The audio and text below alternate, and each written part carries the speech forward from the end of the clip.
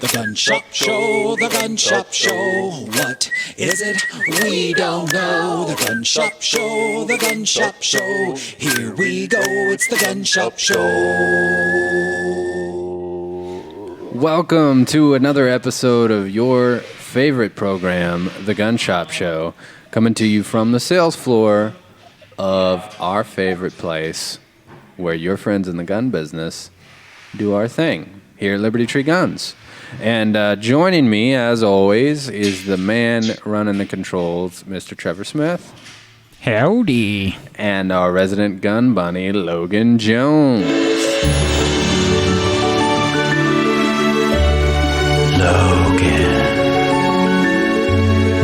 We have some pressing news. I won't necessarily call it breaking news, but some urgent things in the gun world, and that is we want to talk about the ATF's recent warrant or raid on the company Polymer80, a popular company that produces kits for you to build your own firearm, whether a Glock lower receiver as we have here. Logan, can we put Logan on screen? Mm-hmm. There we go. These little thingies right here. Yeah. And we also have a complete gun because Polymer80 does make some They do. of their own guns. Very Glock-esque. Yeah, very. There's some allowances there. So Polymer80 has been raided by the ATF, and apparently the ATF has seized a list of end users of the Polymer80 product or customers. What does that mean for you? We will have activist and author from Ammoland.com, Executive Vice President of the Second Amendment organization, Rob Pincus, on to break this down. What's going on with Polymer80? Is the ATF going door to door asking for these kits or inquiring with individuals on these kits? We're going to break that down today on the show. We're also going to show you some consignment guns, and we might go on a deep dive, duck, dip, and dodge in the blue dot deals. That's I don't know. Maybe. We'll see. Maybe. We'll see what happens. We are also, I'm afraid that some customers are not even realizing the great deal they're getting on some of the SIG rifles we have in stock. Mm-hmm. Because right now, as you know, this year's been unprecedented and strange. AR-15s have been hard to get. Mm-hmm. Yes. We have a palette of ARs, mm-hmm. some of them being the St. Victor pistols and the St. Victor carbines. And also, as a SIG master dealer, we have a palette of SIG M400 treads. Mm-hmm. And they come equipped, these particular ones that we have right now, with... It's a package deal? It's a package deal. It is. They come with a very cool scope system. That's the SIG BDX. Let's show that, Logan. Bam. Is that the Sierra... Remind me which one that is. This is the Sierra 3 BDX, and they actually just announced the Sierra 6, which should be coming out very shortly.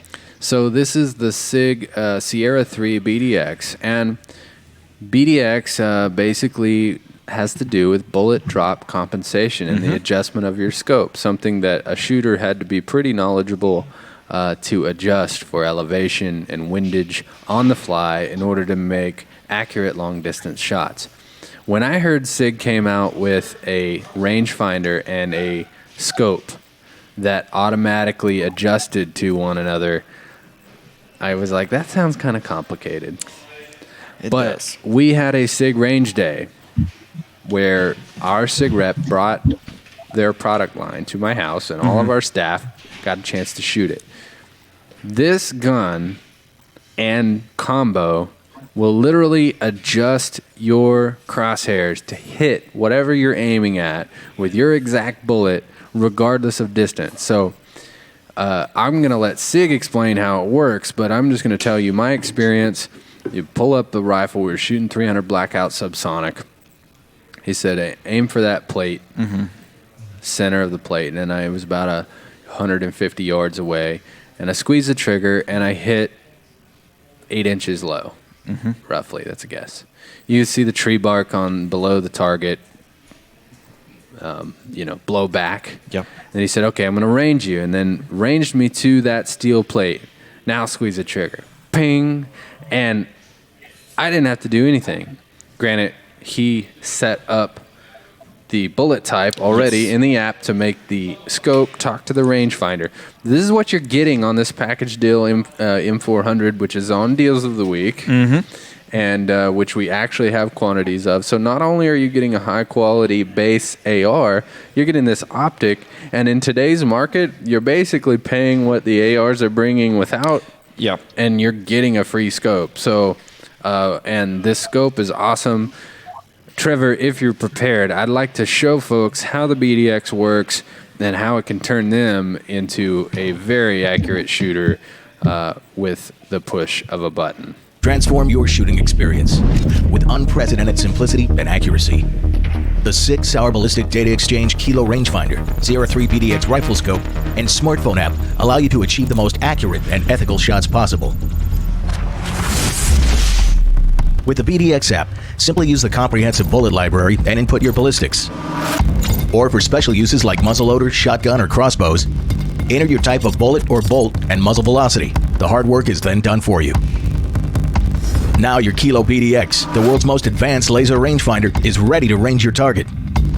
Not only will the Kilo BDX rangefinder calculate your distance to target, but will provide your elevation holdover and windage adjustment information. The powerful Sierra 3 BDX rifle scope revolutionizes holdover calculation.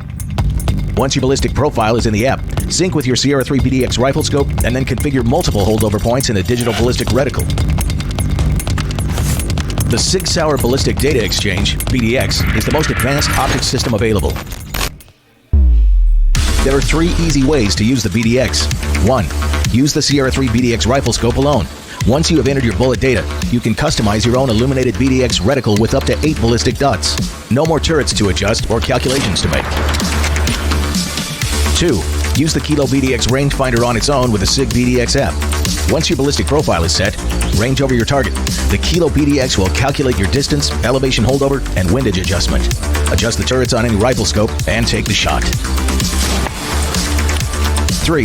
Connect the rangefinder and rifle scope for the simplest ballistic solution.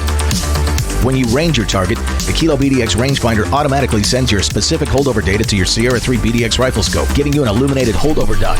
Simply line up the automatic holdover and connect the dot.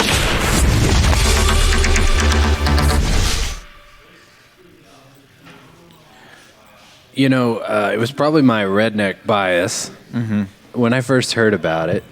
I was like, I don't know. It sounds like a lot. You know, you got an app and you got to put in data, but really, you spend a few minutes choosing your cartridge, and for standard ammunition, it's all in there. You don't have to. You don't have to know your muzzle velocity. It's going to get that for you. Now, it did mention if you're doing a special thing like a muzzle loader, you're going to need to know that data. But the point is, you get the app. You put in. Okay, I'm shooting whatever grain, 223. I'm shooting 62 grain. And it's going this fast. Yeah, and it's already going to know when you pick the exact ammo you're buying. And then you set it up, and you've got those options. One, it can create those elevation markers for you, so you don't even need the rangefinder, which means if you can estimate range, you can just use those automatic, and they're going to be caliber specific. Or if you have the time or the ability to range find, it will literally put the point of impact, literally just connect the dot. Super incredible technology and achievable and reliable too. Like, this isn't theoretic. It's working. It's consistent. You can get it at a value. I mean, that sounds to me like something that would cost thousands of dollars, but you can get it standard on this M400 combo pack that we have in stock. So makes a great Christmas gift. I'm thinking of a particular customer who she said, I want a good AR for my husband. So I snagged her this for his gift, but I'm going to make sure I send that video, which will be in the show notes. SIG, one of our great partners in the industry. We sell their product, and they, obviously enjoy having us as a master dealer. They're a great company that stands behind their products. They make good stuff. So, I'm going to be able to send her this video and say, hey, make sure he doesn't just think this is a regular old scope, because he gets this. And the beauty is, though, if you buy it and say maybe it's not immediately in your budget, for example, to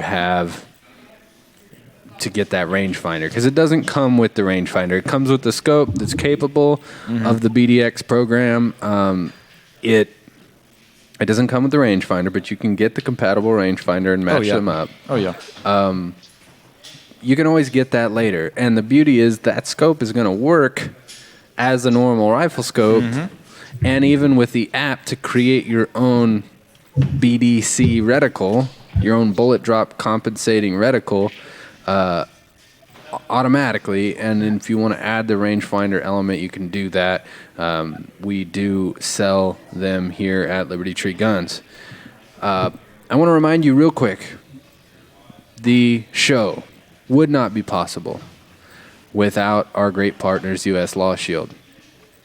Last weekend, I was doing a class, and we were giving a presentation on the benefits of having legal protection for your self-protection, and some examples of what happens if you don't have it. And the room obviously is pretty receptive to how am I going to protect myself legally if I have to defend myself. And one guy was standing there kind of with his arms crossed, and when they brought around the application, he said, no thanks, I don't need it. Okay, he said, I'm already a member, and there's no way I would go without it. And he gave a little testimony of the benefits he's gotten. I want to make sure you go to uslawshield.com, click join now, use the promo code LibertyTree.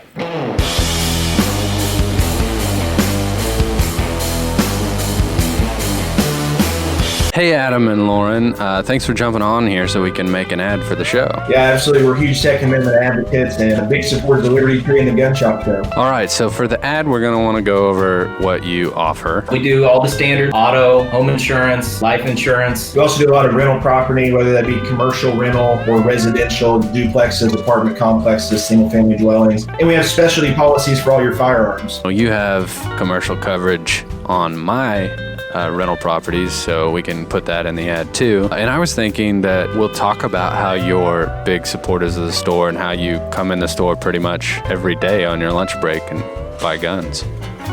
Maybe don't mention the everyday thing, because my wife does watch the show, but we've been known to come in occasionally. Every once in a while. All right, guys, I think that we have everything we need to make an ad, so once I get it done, I'll give you guys a holler to check it out. Trevor, don't put it in the ad, but those guys are in here literally every day on their lunch break. Hey everyone, the Gun Shop Show is brought to you by Carthage Lock and Key. If you need anything to do with a lock or a key To success! Did they tell you to say that? No, I just thought it sounded good.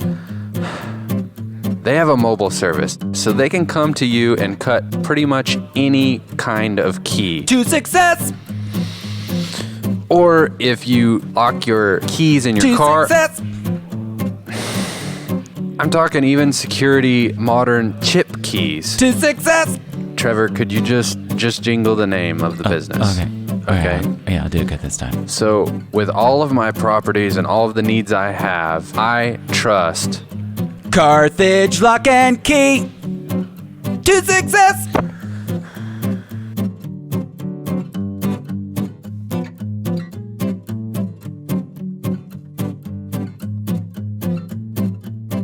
It's been a pleasure over the last 18 months serving both the Mount Vernon and the Carthage community with all their wireless needs, whether that's small business or keeping your family connected. Visit us at 100 George E. Phelps Boulevard, Carthage, Missouri, or 417-317-6342. If you need a simple upgrade, to add a line, or need help with a plan change, come by and let one of our representatives help you out. Our Mount Vernon location is located at 318 West Mount Vernon Boulevard. Our phone number is 417-737-9669, or you can visit our Facebook page at Verizon Wireless Mount Vernon. We have all the accessories for your favorite models, such as the S20 Ultra, maybe it's the 11 Pro Max, or the Google Pixel 4. For just a simple plan change, an upgrade, or to add a new line to your account, stop by one of our convenient locations or check us out on social media. To get connected or stay connected to Verizon Wireless, the nation's best network. Thank you. We will see you soon.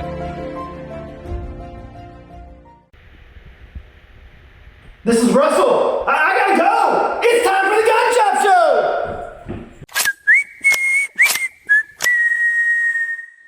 Welcome back to the Gun Shop Show. I want to remind you really quick, if you would like to win today's prize, which is a very nice case pocket knife. This is a tribal lock model.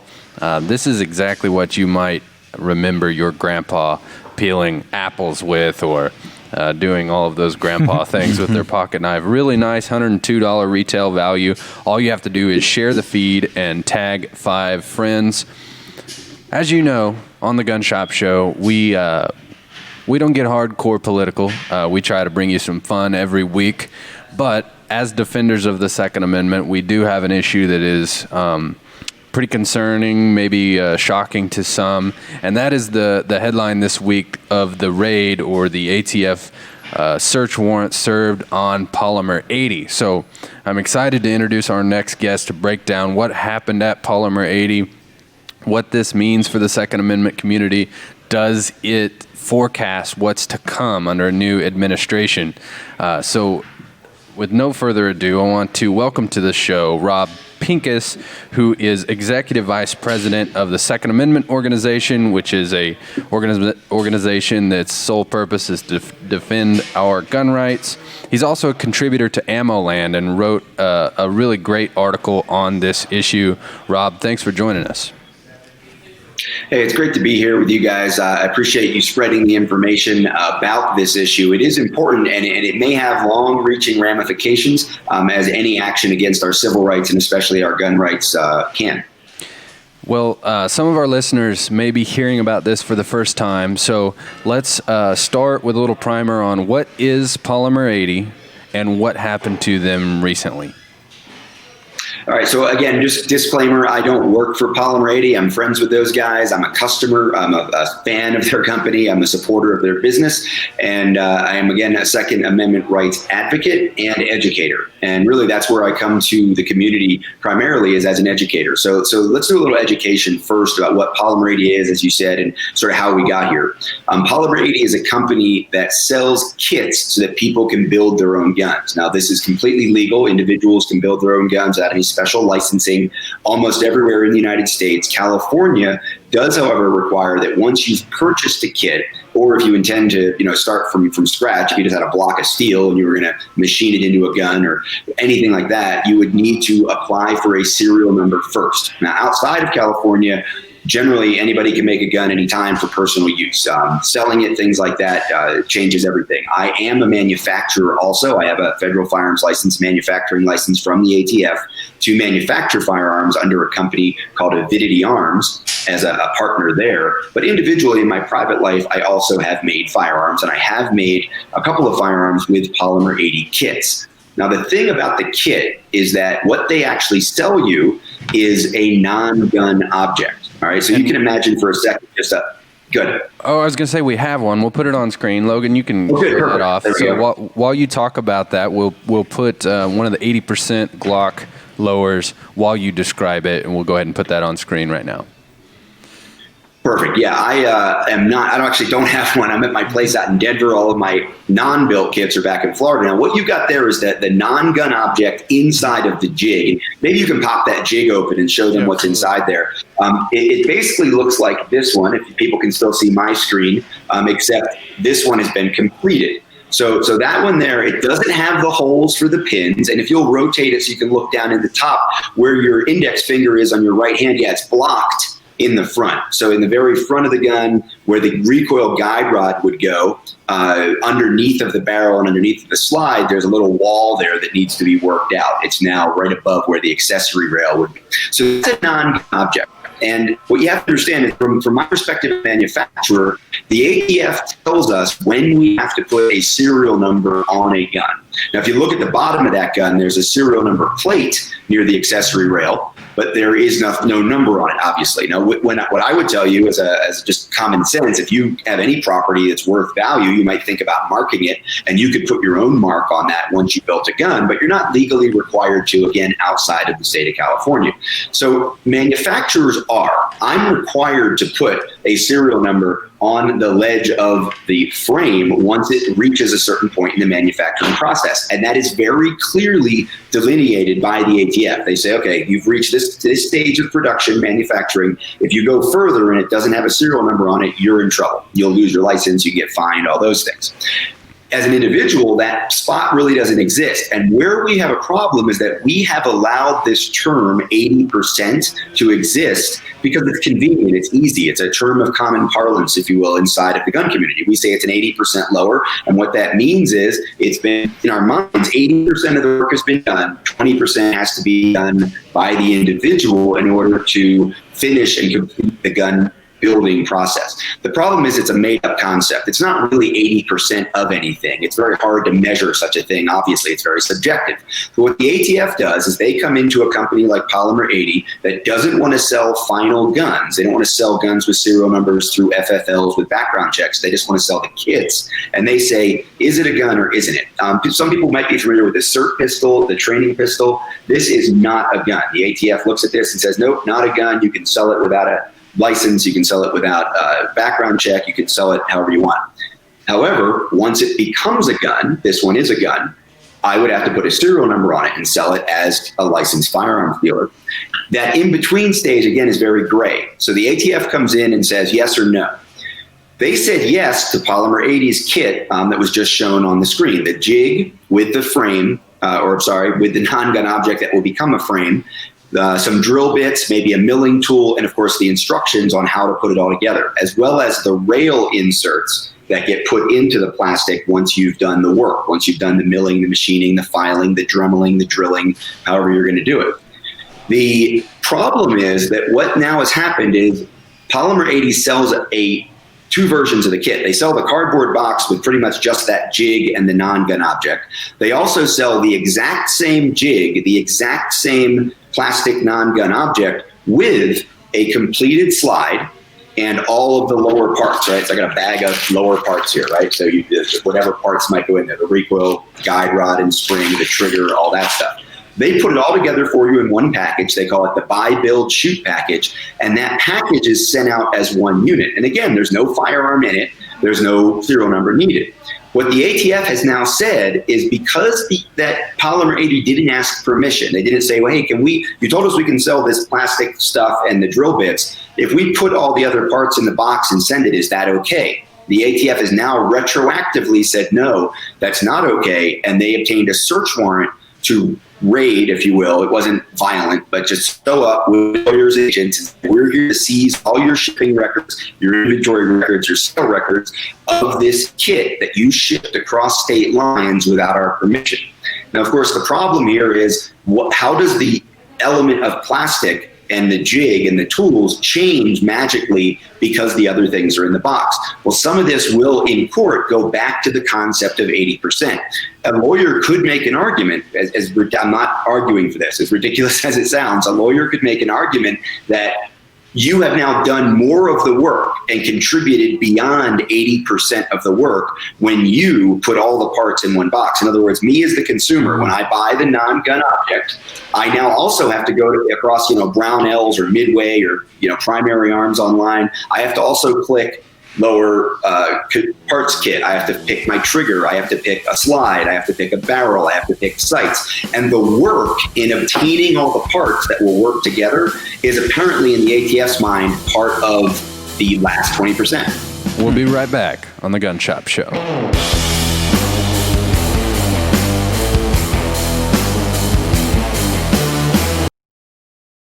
Hey everybody, Eli here, and I'm really excited to tell you that the Gun Shop Show is brought to you by one of my favorite places on earth. Located here in my hometown of Carthage on the beautiful historic square, the Emporium on the square, and the Woodshed. It's a art gallery, an event center, a gift shop. They have art classes, and there's very unique Americana artwork from famous artists like Andy Thomas. They handle a lot of his original framing. Just has this incredible old school vibe, and you can feel the history coming through through. Have to check out the art gallery, but then as you work your way to the back, my favorite part, the woodshed. Had a lot of great meals in here. They've got burgers. I love their catfish. Excellent. Chicken and waffles even. It's incredible. And it's also a music venue, so we got to see my favorite band of all time, the Ben Miller Band. Ceiling was literally raining down. They were rocking so hard. But the best thing, owned by one of my favorite people on earth, that's Cherry Babcock. Check out the Emporium on the Square and the Woodshed. Hey, podcast listeners and live stream viewers, I wanted to let you know that the Gun Shop Show is made possible by our friends at Mid-America RV. Being in the customer service industry, I have a really high standard for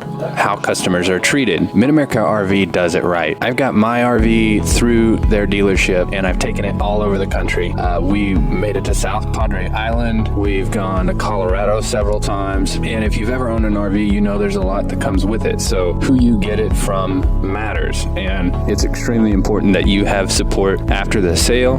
They're located just outside of Carthage. They have a really vast inventory, and they are home of, I believe they call it a forever warranty. So I urge you, if you're in the market for one, to check them out. It's a really fun and can be very affordable way to get your trips in. So visit them at midamericarv.com. We appreciate their support of the Gun Shop Show. If you're in the market for a travel trailer or fifth wheel, check out Mid-America RV.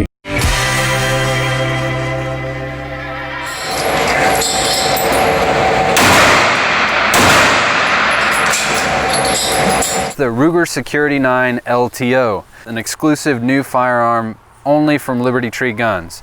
This is an affordable pistol that comes with Ruger's renowned reliability and workmanship, and comes with an optic with a 3-year warranty. If you haven't ever shot a pistol with an optic on it, it's a lot of fun, and you can really acquire a target quickly.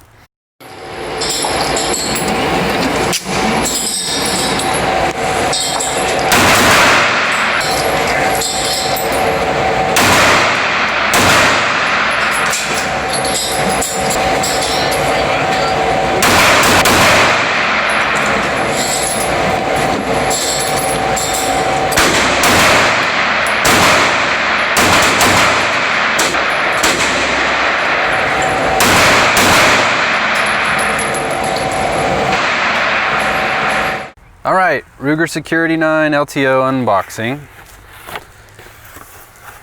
So it pretty much obviously comes with everything the Ruger Security 9 would already come with, and this is how they look in the box. Ruger started doing this insert in the box, which is kind of nice. We've had to modify it a little bit to make sure that your optic fits. So there's a cutout so the cover can go on, and then the gun can fit right here in that. They come with 2 mags, so a lot of price point guns, you're just getting 1 mag, but you get 2 15-round, OEM mags. A couple little bonuses is the optic comes with the AR mounts. So if you want to pull this optic off and run it on an AR, you've got everything that you need. That's a freebie, just comes in the box. Once we pull this insert out, here's where all the goodies that come with the optic. Got a 3-year warranty on the Firefield optic, the user manual. It has the tools for both mounting the optic if you want to take it off, and also the adjustment screwdriver for the windage and elevation, and then all of the factory information for your pistol. So this is the format that those will come in. And again, guys, remember, this is an option if you are excited to try out an optic on a pistol and you want to do it for a price point. So these at this price are cheaper than some guys are paying for just an optic. You're getting the gun and the optic. You can get the price and all the details at libertytreeguns.com. Just search LTO.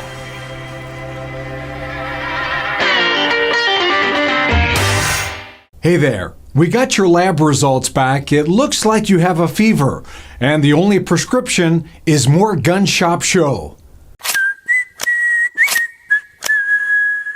Welcome back on the Gun Shop Show. We're breaking down this saga, this story with Polymer80 and the implications it has on your gun rights. It's I've always wondered before I was in the gun business, what makes something a gun? Because guns are made out of a lot of materials, steel, aluminum. If you have a chunk of solid aluminum, at what point does it go from raw material to being considered a firearm lower? And there has been precedent that we've been operating on for a long time as when that becomes firearm parts and when you need to be licensed in order to manufacture them and when you need to track that process. But this premise of 80%, that's sort of as Rob, our guest, mentioned, a bit of a slang term that we have adopted in a way to easily market this to our customers, which, by the way, we have been selling 80% lower receivers, both AR-15 and Glock lower receivers. We showed, if you'll put that on screen, the 80%, what a lot of people call an 80% lower, but it's a non-firearm object that, can be machined or modified by the consumer to become a functional firearm. This is a precedent that has been going on for a long time. The trouble and the distinction may be in how, I guess, easy you make it to go from this one object to a functioning firearm. And it's mostly been pretty clear, but even me as a license holder, I heard of someone in our area who had an 01 firearms license, an FFL. He was a gunsmith, which means I can assemble guns or parts of guns at the direction of a customer. So if a customer walks around my store and says, I want this lower receiver and this upper and this bolt carrier group and this barrel, I'm allowed to assemble that as a service. However, I can't just go through my suppliers, get a list of supplies, and start bolting together guns and selling them on the shelf unless I have a manufacturer's license, and in those cases, I have to register each of those serial numbers as a product of my own, so they can basically track the origin of that product. The question became then, what is the difference? If I lay all of these parts, which I'm allowed to assemble for the customer in one case, and that's my particular IO, I'm not saying this is legal advice that any other dealer should follow or any customer should follow. They told me, I don't know, if you put everything in one spot, every part that they would need, and then you also put a sign out that says assembly is X amount and it's a flat rate and it's very easy to say, give me that, then it becomes, I'm selling them a firearm. It just happens to be in pieces. Now, it's very arbitrary to say, oh, well, if they walk around my store and maybe they go to another retailer and get a portion of their parts and then they bring it in and say, I want you to gunsmith this and put it all together, that is allowed. So I guess this recent raid on Polymer80 comes down to something around that premise of, are we giving the end consumer more than the ATF originally okayed in terms of facilitating this idea of a build? Very, I would say, arbitrary, but the important difference is they appear to be enforcing this differently than they have for the last decade or more. Well, there is precedent inside of the non-gun object world. For example, there's a company called SS80, which you guys may be familiar with. They were told by the ATF that their plastic non-gun object was too easy, easier, I guess, than Polymer80s. It was too easy to make into an actual frame. So what they made them do was not ship it with the jig, with the rails, with the the tools, the drill bits. So the drill, you have to actually go in. You can go to Glock store, for example. Now, I don't know if you guys know, you can go to the Glock store, be an example, because I bought them from Glock store. Buy the SS80 non-gun object as a separate item in your shopping cart. You have to put in the jig and the rails and the drill bits and the instructions, because the ATF said, well, if you put them all together, it's too close. And it's that kind of subjectivity that just makes us roll our eyes. And even people that are listening who aren't gun people, if this seems like it's not making sense, it's because it doesn't make any sense. And that's the world we live in with gun control and the rules we have to jump through. I mean, all that, going all the way back to, something like this, right? This is a 3D printed section, if you can imagine, of what a Glock type firearm would be, and this is something that I printed out to test fit of parts. But there's an argument, if I had continued the bottom of this or had rails in this, well, then when does this become a firearm and not just a piece of plastic? Well, some people have said like this, that the raw material that goes into printing something like this on a printer, well, I guess this is a 1% firearm or something, right? Like using it's really, so now I've got this on the table with Glock parts and a Glock slide. Like, at what point do I get in trouble too? And this is one of the problems. This is something that Second Amendment organization really fights for, is clarity. We want definitions. We want clear definitions about this stuff. It is a gun or it isn't, which again, as an 07, I know where that line is when we submit a design and we say, here's the gun we're making. The individual, it's much scarier in that area. And it is also now for the manufacturers of the kits. And Polymer80, they're good people. They're good guys providing a good service with quality products. I bought their serialized guns. I've got their kits. We just did a big build party out in Reno, Nevada with a bunch of my instructors one night as a team building event. Everybody individually built their own guns, but we did it all at the same time. It's fun. And as a gun geek, it's cool to get in there and kind of think about how all the engineering works and all that stuff too. So I recommend people try this. It is completely legal. Obviously, there's an asterisk on the buy, build, shoot kit right now. But if someone was in Missouri and they drove over and picked up your kit and said, should I be worried? I would tell you not to be worried. You are exercising your Second Amendment rights. You're doing it in a very legal way, and just be smart about it, like you are with every other firearm involvement that you have. Yeah, and we do. We agree with you. Polymer80 is a great company to do business with. We're not telling you this story to say, go panic if you have 80% kit in your possession, but it is to say, let's be alert and let's be aware. So I want you to get into the ATF showed up to Polymer80's facility. What did they do when they got there? Yeah, when they got there, they did say they wanted their records, their inventory records. Apparently, they did not take any inventory. They didn't take any stock. They didn't even give them a cease and desist, but they did make it very clear that what they're concerned about are the buy, build, shoot kits and them being sold across state lines. Particularly, there were two things that I guess were on their radar. One was that potentially some of these kits had been shipped overseas, which they considered potentially an ITAR violation, of international trade in arms violation. Again, that would be on the end consumer, not on Polymer80. Another thing is that there was one individual, apparently according to the warrant, that had ordered like $22,000 worth of Polymer80 products and had it shipped into California, where again, it's the hardest state to use this stuff under the ridiculous laws of California. And that seemed a little sketchy to them. So there's a couple of contributing factors to why they were looking at this. Also, they subpoenaed the sales records of the credit card processor and the shipping facilitator, stamps.com, that Polymer80 uses. So they do have a list of end user consumers that have bought these items. Apparently, there's a little less than 1,500 of the buy, build, shoot kits were shipped from Polymer80. Also important to note, they visited Brownells, probably the most well-known online retailer. They went down there to talk to them. The ATF did as well. And Brownells does sell the kits, but they do not sell the buy, build, shoot kit. So nothing was seized or taken. No information was taken from Brownells.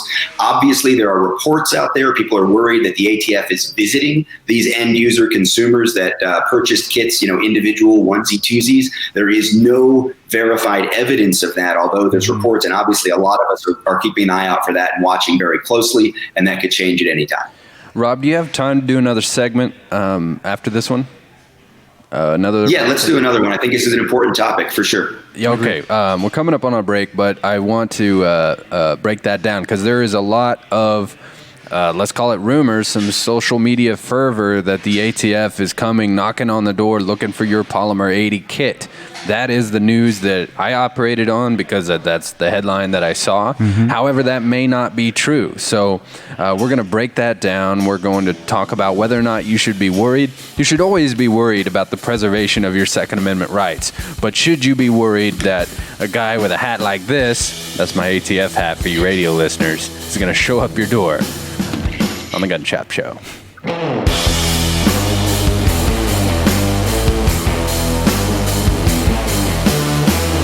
Buckle up, because belts just got better. With Core Essentials, the perfect fit every time. With 40 plus sizing positions, styles for any situation.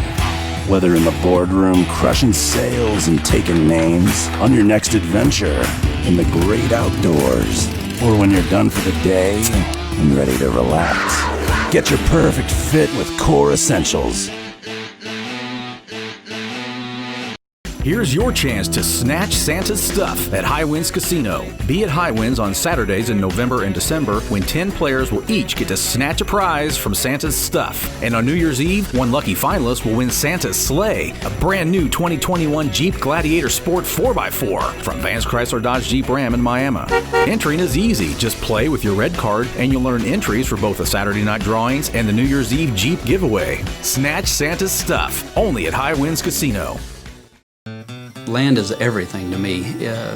When I was born, I was brought home to the family farm, was raised, learned work ethic there, learned appreciation and respect for life and the land itself, and it just became second nature. I had to be there all the time.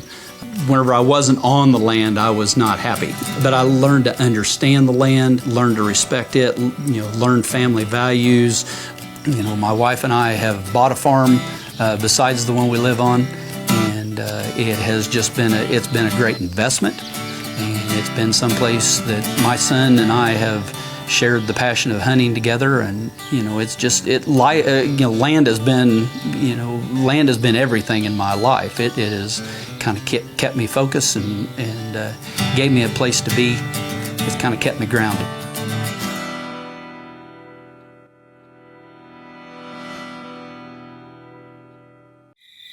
Listen here, Pilgrim. This here is the Gun Shop Show.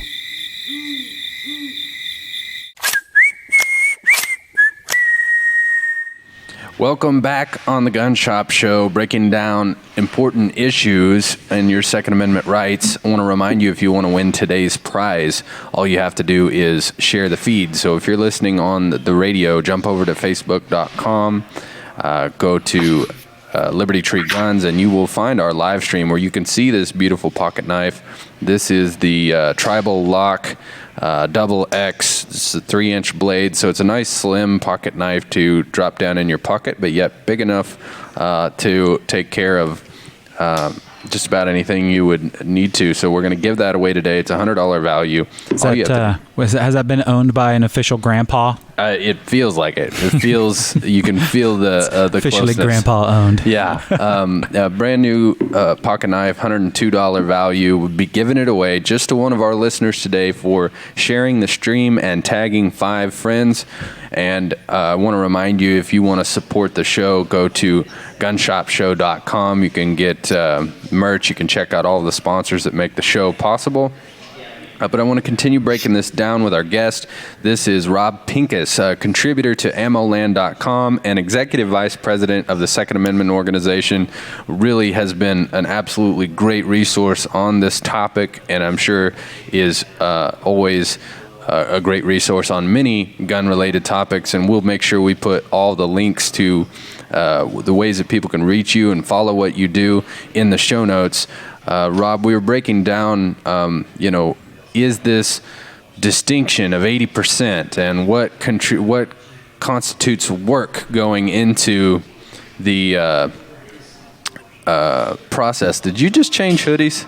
I did. I put on my builder for the bonus segment. I put on my build or die shirt. I love it. I thought maybe I was going crazy, but what a great plug. It is true. For the radio audience, you missed it, but build or die. It was a limited one from, we'll give 9 Line Apparel a shout out.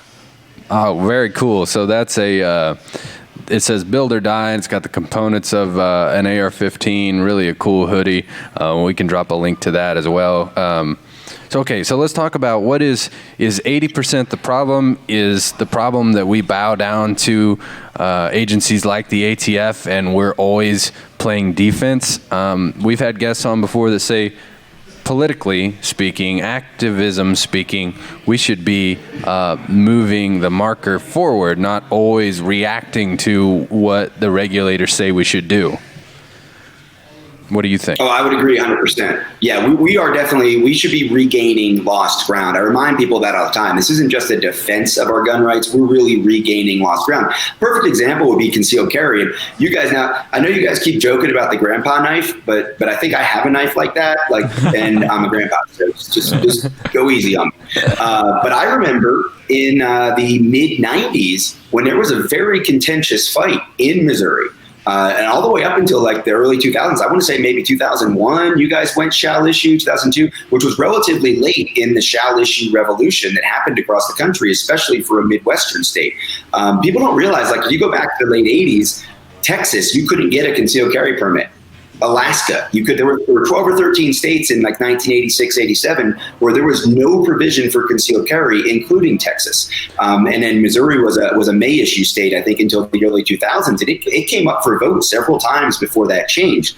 The concealed carry revolution across our country, to go from 30 something years ago when we had 12 or 13 states where you couldn't carry a gun, period. There was no legal way to do it, to today, where we have like 16, 17 states that are what we call constitutional carry, no permit required states. That's amazing. That's amazing gained ground, right? National parks under Obama, gained ground. We're waiting any day now. Right now, the Corps of Engineer property all across the country, you can request permission, and basically you have to ask, and they give you a letter that says, yes, if you have a permit in the state, you can carry on the Corps of Engineers property if you're fishing or whatever you're doing in that recreational space. But we're waiting for an official letter, much like we got from the Obama administration on national parks, that says, yeah, U.S. Army Corps of Engineer property you can carry. So we're constantly trying to get ground back.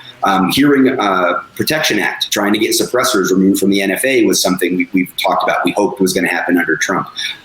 Think about national reciprocity. I would prefer something that we refer to as national right to carry as opposed to national reciprocity. It's a fine distinction, but it means your state sets the rules, not the other states. In other words, we'd have the best case scenario for people that lived in freer states, not a lowest common denominator standard where everybody had to live up to like New Jersey or California in order for us to be able to carry nationally. But either way, these are things we want. We don't want to be fighting about the nuance of what does 80% mean. Right. What we want to say is individuals can legally manufacture their own guns for their private use. They can mark them if they want to. It's probably prudent to go ahead and mark it just as private property, like you would mark anything else. It's also going to be prudent for us to use those guns responsibly. We don't need somebody to tell us we have to lock our guns up. We have kids in the house. We don't want to have loaded guns laying around unsecured for them to get access to. We don't need to tell people, hey, by the way, if you're drunk, don't carry a gun. By the way, if you're feeling suicidal, maybe have your friends hold your guns. We don't need laws for that, right? We need to be exuding responsibility, but also in exuding that responsibility, as you said, that doesn't mean we just bow down to the government when they say, oh, we changed our minds about that. Pistol braces would be a great example, right? Short-barreled rifles, we use pistol braces to get around a ridiculous regulation. Mm-hmm. You're right, and I wanted to point out, I have a little background with the story of Missouri's concealed carry. I spent time as a police officer. It was actually the Missouri Fraternal Order of Police that was the biggest resistance. That's why we were later than everyone else. They were totally anti-concealed carry, and I talked to some lifer, veteran cops who admitted, man, that sounded crazy. I thought it would be Wild West. We let everybody carry a gun. And those guys, that's the culture. That was the culture among law enforcement. That was the culture politically. But activists got it done. And all of those guys were like, boy, was I wrong.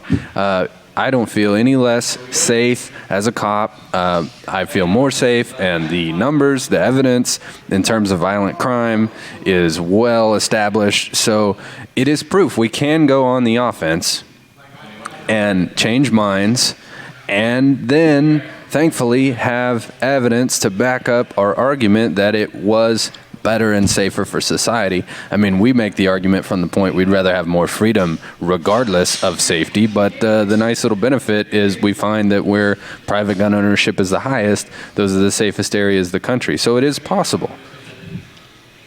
Absolutely. Yeah. I mean, freedom isn't safe, right? We have to admit that, because I have conversations. I work with a lot of people, let's say on the other side of the fence, to try to get them to understand gun ownership. I'm on the board of Walk the Talk America, a mental health organization for the gun community. One of the things we do is continuing education programs.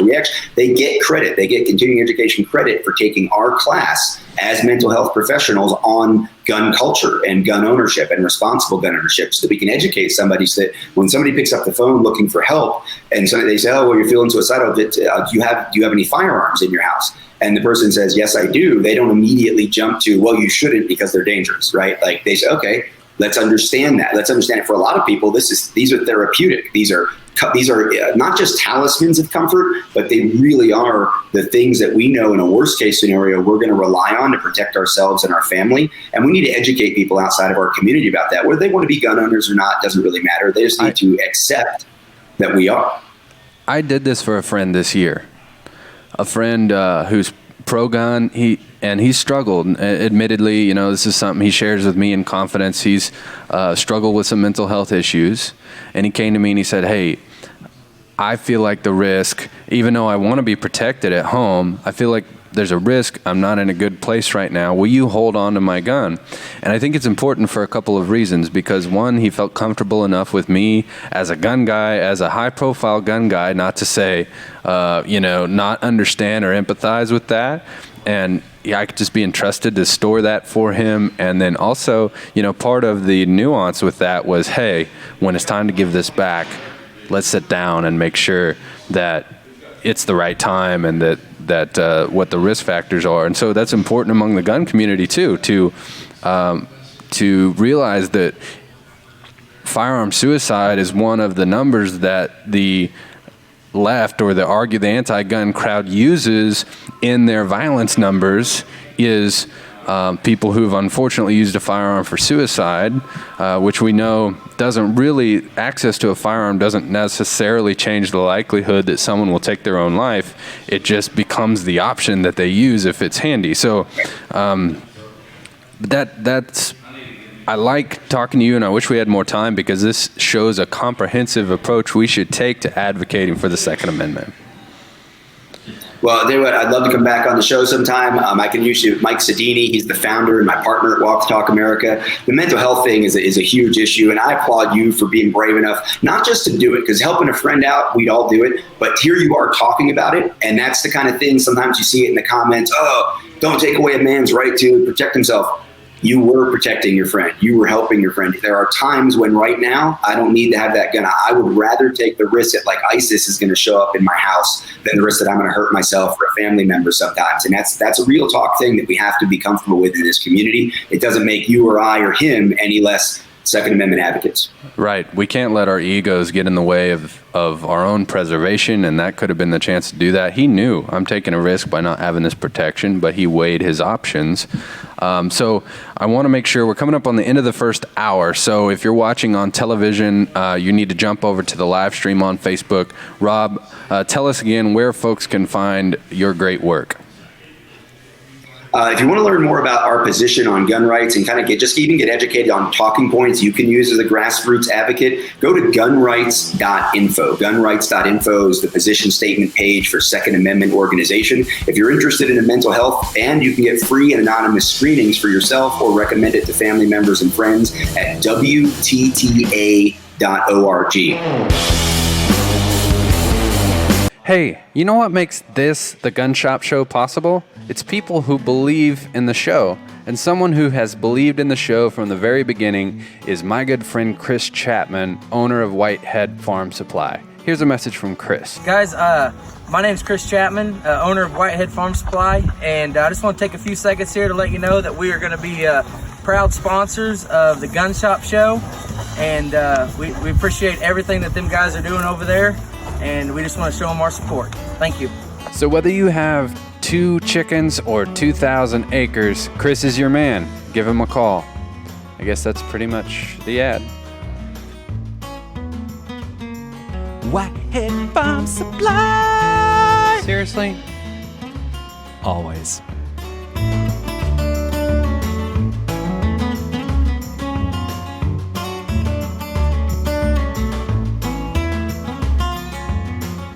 Commercial idea for Netfishes. I walk into the commercial director, we'll call him's office. I say to him, "Hey, how's it going?" He replies, "Good. We got your commercial ready to go. Are you ready to listen?" "Yeah, but before I do, I have an idea I want to float by you." He says, okay, a bit sarcastically. And I say, all right. And I clear my throat and I start singing this song, something similar. Netfishes, we're all really good friends, hanging out and stuff, and having memories to talk about when we were young. Snapfishes. And I say the business name wrong, like fishnets. He replies, that's terrible. And you didn't even say the right business name at the end. It's your business. Then it cuts to Netfishes, where we can all be friends. End commercial. This just in. Huge cave found beneath the heart of the city. Spelunkers shared tales of an underground cavern system in Carthage, Missouri. Locals report the entrance to be at 10th and Garrison.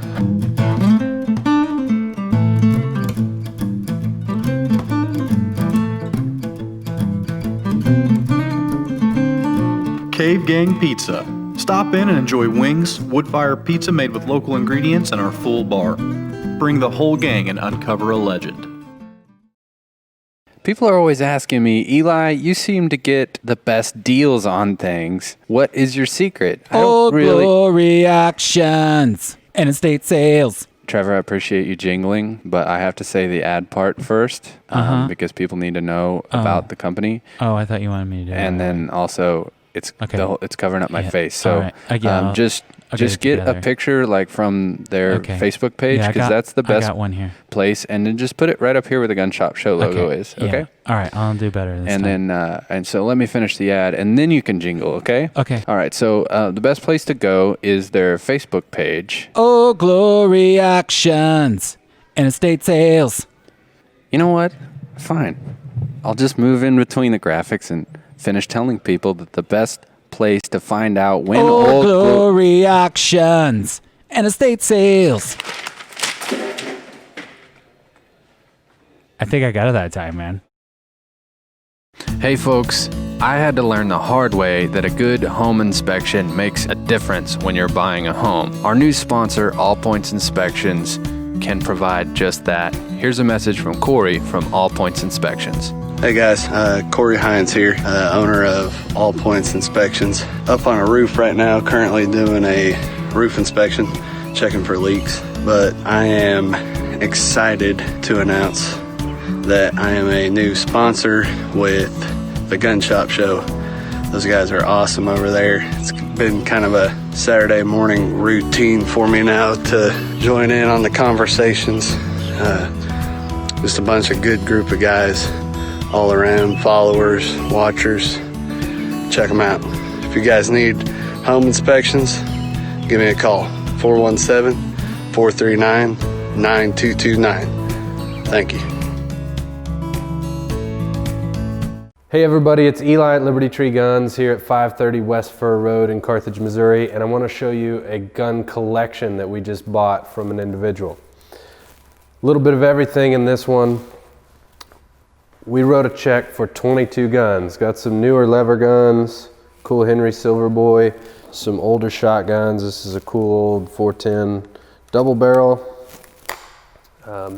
This was a good mix. There was some newer type stuff, some old stuff here, some black powder, some cool Colt, black powder revolvers, newer Rugers, Mark IIIs, PMR30, Taurus Judge, couple of Taurus revolvers, got a long slide 1911 right here, and then got this cool Llama 45. We just sold the sister to that gun in 38 Super. This particular individual, this was half the collection that we bought from him.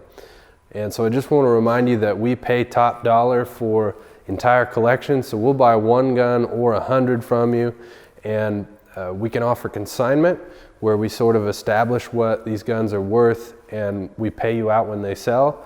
Or in the case of this one, we offered consignment, we discussed it, and then we offered a cash price, which was a little bit less than the consignment settlement price, but it's quick. It was one check and we paid those all out to this individual.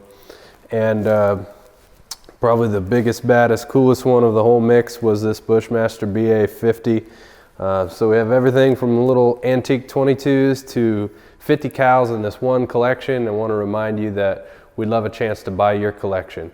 Find us at libertytreeguns.com or here on Fur Road in Carthage, Missouri. See you soon. Hey all, it's Mel with Pro Outfitters. Once again, I'm on the go, but I always make time for the Gun Shop Show.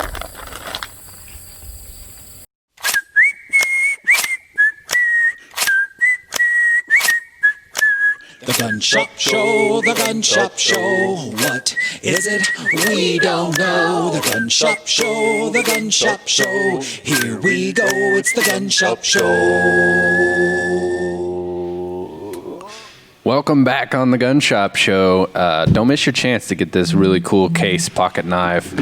This is the Tribal Lock, so it's just a real simple folder, but it does have a locking blade. It's got the double X engraving on that 2X blade. engraving? Yeah. Wow. Straight from the pocket of Grandpa. Yeah, it's very cool. It's got sort of this bone handle, but it also has this, I want to say purple. It's not really. It's like a blood kind of light.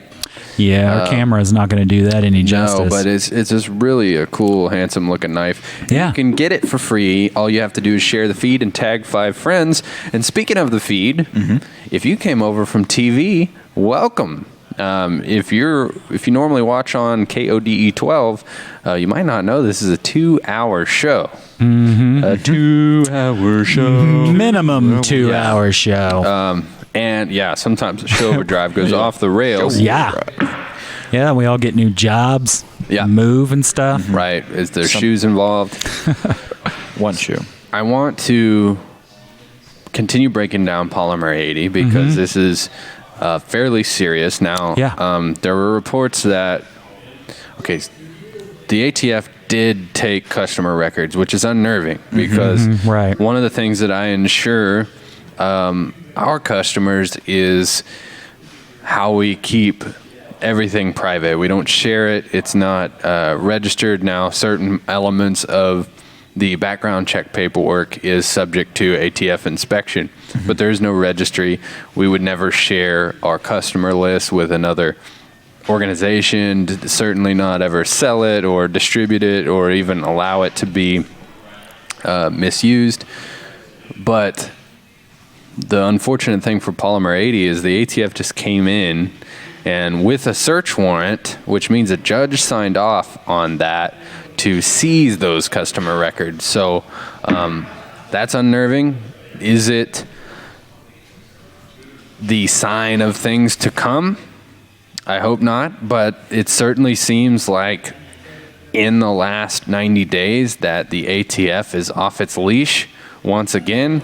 We don't know why. We don't know if the timing is arbitrary or if it is in the shift of power, if it is anticipation of how the new administration is going to want it ran, or is it the Trump administration's failure to act to rein in its agencies that regulate us as gun owners. Right. But the good news here, and I want to make Rob cut out just a little bit. I want to make sure people understand. It has not been confirmed that the ATF is going to the end user. They definitely took the customer records. Right. So their intention may be to go visit these people and tell them that these kits are unlawful.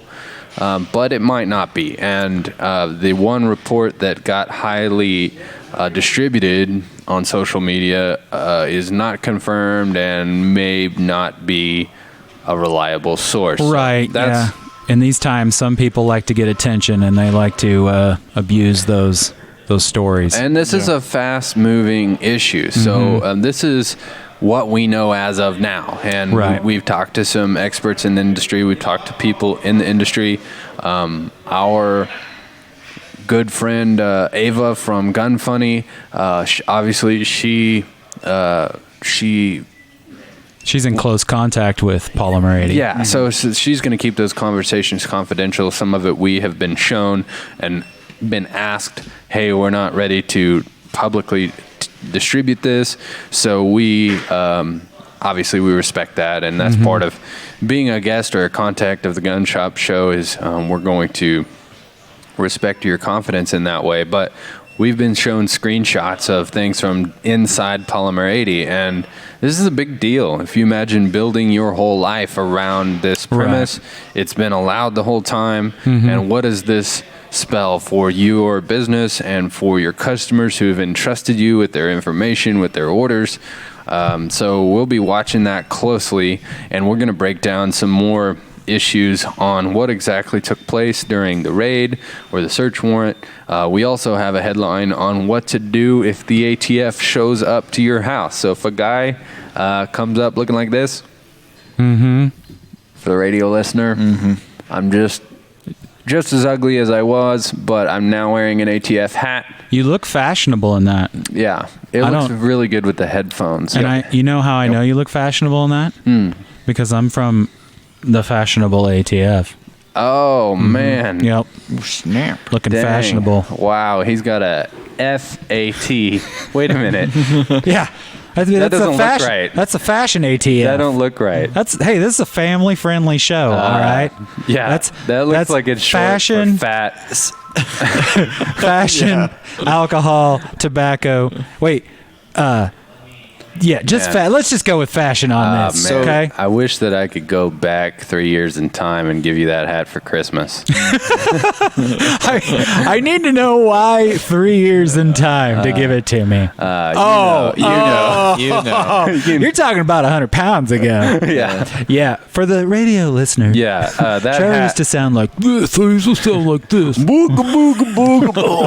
I used to always talk all self-deprecated. Well, hey, I don't know how much of this we broke down with our guest, but we should let the listener know, or at least reiterate, that this raid on Polymer80 was due to the fact that they were selling the build, what was it called? There was a particular name for it. Buy, build, shoot. Right, which was basically they were giving you the 80% lower and all of the components need to complete the firearm. Yes. Well, and this has been a problem because the 80% premise is really still not being challenged by the ATF itself. I mean, it is, because now they're saying, well, what constitutes 80% of the work? Right.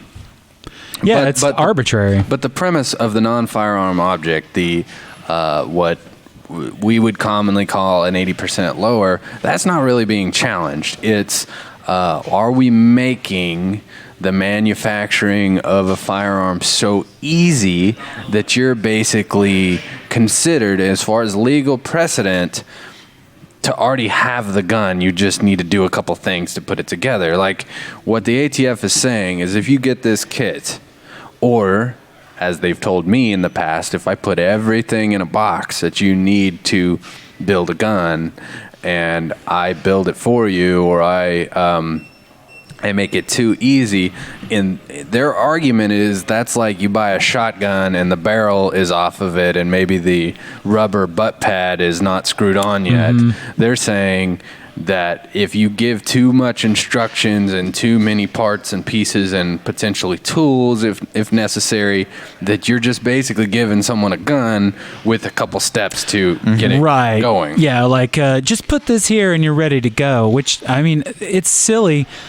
And I'm not advocating for the fact that the ATF needs to draw lines, but this is the problem with gray areas, is the line, it doesn't make any sense. It makes no sense that, somehow you're at 80%. And I mean, honestly, I didn't really dig too deep into where the term 80% came from, but apparently it's pretty predominant because there's two companies that have 80 in their name for the pure fact of selling guns that are 80% complete. ATF's raid on Polymer80 was something that 80% Arms even put out a statement on, because they make 80%. They're what you would call a competitor. Yeah, yes. They're an alternative to Polymer80, and so when we get back in the next segment, I want to look at their statement, see what they put out. That's a little bit of a problem in any industry. If you the old saying, if we don't hang together, we'll certainly hang separately. And even though they're your competitor, you do not want to root for the government to take down someone who does something very similar to what you do. Right. And it kind of smacks a little bit of, what happens whenever you monopolize, especially like if you think about the tech companies, like they're targets right now because of the fact that they're one umbrella where all, these things they have control over. And if you do the same thing with this, if there's two companies, then, you've only got two entities fighting instead of as many as possible. Trevor? Yeah. Make me a note. Okay. I'm looking at 1, 2, 3, at least 4 light fixtures with the ballast out right here at Liberty Tree Guns. Yeah. Are you looking at the one next to me too? Yep, that was one of my 4, and I'm sure there's more. We need to get our man Ethan down here and have him fix that up. He's still doing that stuff, man? Yep, for a little while. Nice.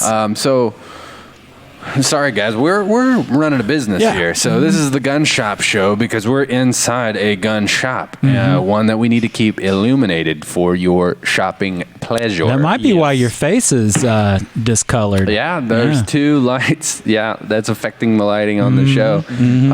Okay, another thing when we get back, we have been paying out tens of thousands of dollars a month to our consigners.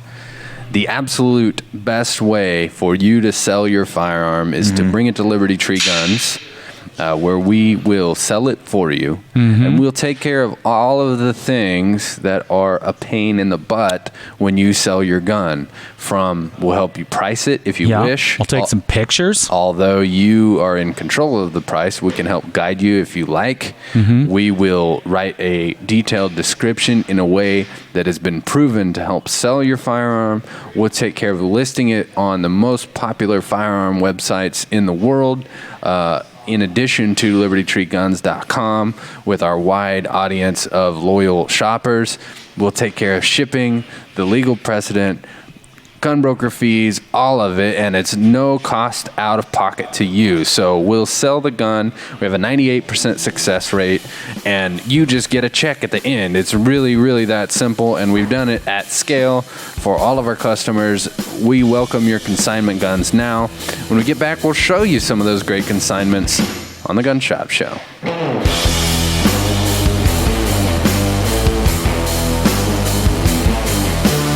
Kids are curious by nature. Do your part to prevent unwanted tragedy from striking in your home by doing these simple tasks. Consider gun locks and/or gun safes for storage of firearms. Don't leave your guns unattended where children could reach them. Discuss with your children the rules of firearm safety. Sign your kids up for hunter safety classes. Firearm safety in the household is your responsibility. Do your part to prevent unwanted tragedy from striking in your home. For more information, visit jaspercountysheriff.org. The Gun Shop Show costs money to make, and the Gun Shop Show is brought to you by pecans and cheese. Not really. Actually, we didn't have any sponsors for this segment, and so I decided that I would take a snack break, and also, I decided if you guys are tired of listening to me eat cheese and nuts, that you need to buy an ad. So, from now on, if our ad sponsorships don't sell out, you're going to have to listen to me eat nuts and cheese. In order to sponsor the Gun Shop Show, send us an email at thegunshopshow@gmail.com. Next week, chips.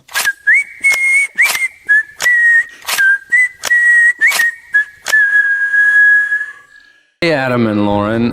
Thanks for jumping on here so we can make an ad for the show. Yeah, absolutely. We're huge Second Amendment advocates and big supporters of Liberty Tree and the Gun Shop Show. All right, so for the ad, we're going to want to go over what you offer. We do all the standard auto, home insurance, life insurance. We also do a lot of rental property, whether that be commercial rental or residential, duplexes, apartment complexes, single-family dwellings. And we have specialty policies for all your firearms. You have commercial coverage on my rental properties, so we can put that in the ad too. And I was thinking that we'll talk about how you're big supporters of the store and how you come in the store pretty much every day on your lunch break and buy guns.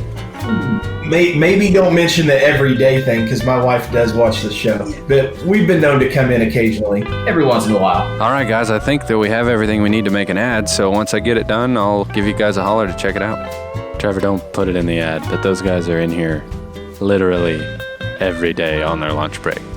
Here's your chance to snatch Santa's stuff at High Winds Casino. Be at High Winds on Saturdays in November and December when 10 players will each get to snatch a prize from Santa's stuff. And on New Year's Eve, one lucky finalist will win Santa's sleigh, a brand new 2021 Jeep Gladiator Sport 4x4 from Vance Chrysler Dodge Jeep Ram in Miami.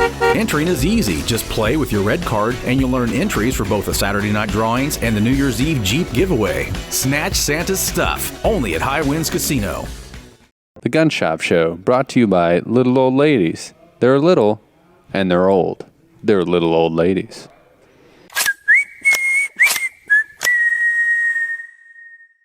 Welcome back on the Gun Shop Show. Don't forget to share the live stream and tag 5 of your gun buddies in order to win this really cool case pocket knife. And, you know, physically, it's not huge, but it's not a tiny little pocket knife either. It doubles in size almost instantly. But the case makes a really quality pocket knife. This is not just a bargain bin, grab it out of the fishbowl type of knife. This is a $102 retail knife, giving it away to our listeners, which is something that we love to do. All you have to do is share the feed, tag 5 friends. It's that simple. Logan, I need you to fire up the Pro Outfitters mobile cam.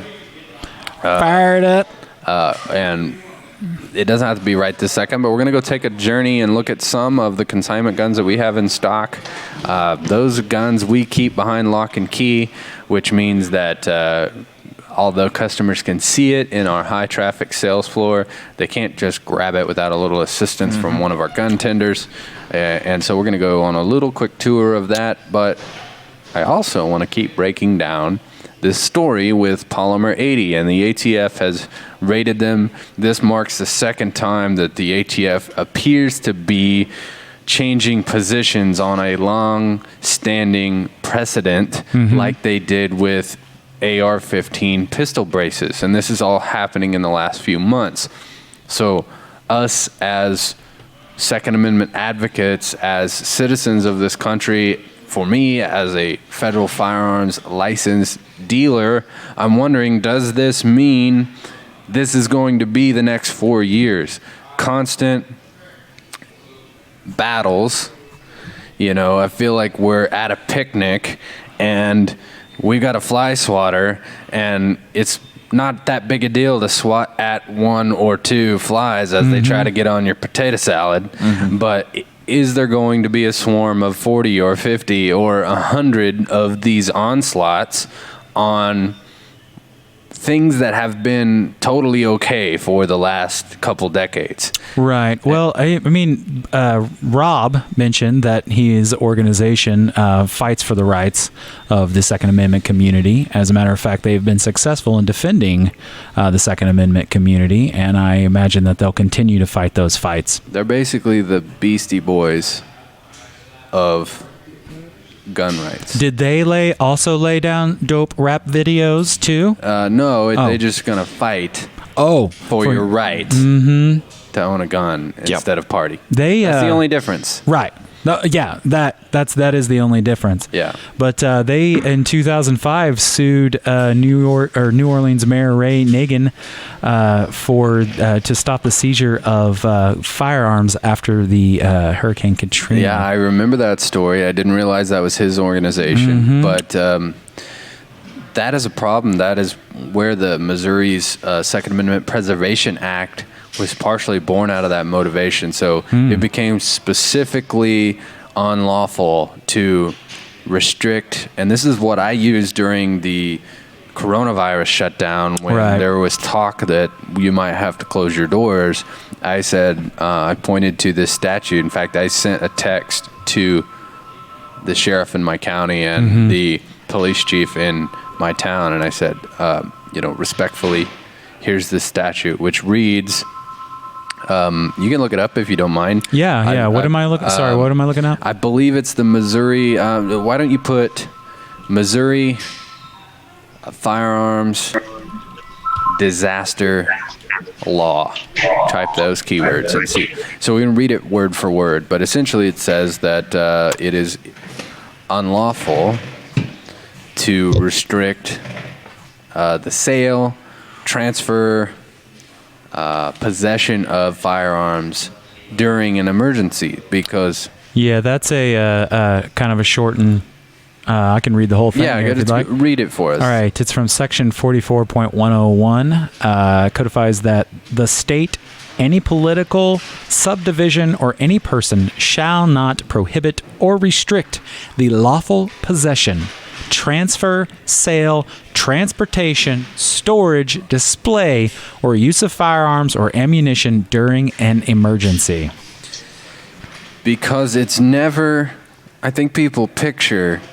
It's that some blue helmets or somebody's going to show up and say, turn in your guns. It's never then. It's during when precedent is set in emergency. And in Katrina, there were some issues with looters.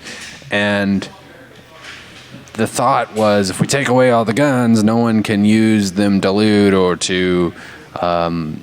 do anything nefarious. Right. The problem was, obviously, they're only going to be taking guns away from good people. So it's great to know that Rob's organization helped put a stop to that. It's also great that in Missouri, we got that 44.101 I believe of that was it, yeah. RSMO, which specifically makes it unlawful under state law. I mean, there's those of us that would argue that that is unlawful under the Second Amendment regardless, but in order to make this clearer under state law, some of our legislators went to work to say specifically, it doesn't matter if there's an emergency. Right. It doesn't matter if there's a coronavirus. Doesn't matter if there's a hurricane.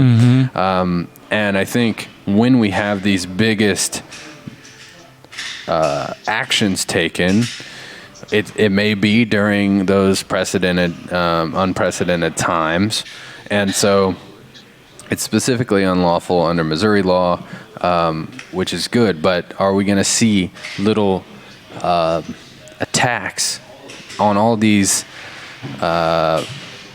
Rob referred to them as workaround things where we have until the point where organizations like Rob's or like Gun Owners of America or I don't even want to open the can of worms of the NRA, but organizations like that defend the Second Amendment are so overwhelmed, and the attention span of gun owners is so overwhelmed that we can't swat all of those flies. Right. Well, it's safe to assume that, yes, they will. The battle will always rage on. But good thing that we have people out there advocating for rights consistently. Rob's organization being one of those. I think he mentioned some other things that they had able to get through, or just things that changed over time that a lot of people forget that, at one point it was more difficult to get a firearm than it is today in the state of Missouri at the very least, and I believe he mentioned Texas as well. So there is light at the end of the tunnel. It just sometimes it seems darkest. Yeah. So we just need to be ready. We don't want to be on our heels, always responding, always fighting back. We want to be proactive, and I mean that in a responsible, civil sense. Right. We need to be on the offense, not the defense, in terms of political action. I'm going to throw you guys a little curveball. Throw us a curveball, man. I'm pulling out of the hat. Out of the ATF hat, I guess. I'm going to throw Fast Fingers in on you. Oh. All right. Oh, there it is. $10 gift card, Liberty Tree Guns. Go to libertytreeguns.com, and I'm going to throw this in a category. Let's see. Logan, I want you to throw this in used handguns. Okay? Got it. I know that's not a used handgun, but that's because I want you to go to the used handgun section where you're going to find a lot of cool used handguns. But if you're the first one to find this $10 gift card, it's yours absolutely free. All you got to do is go there, check out on the website, even though it'll be $0, and that's yours. You can use that on the website, or you can use it locally right here at your friends in the gun business at Liberty Tree Guns.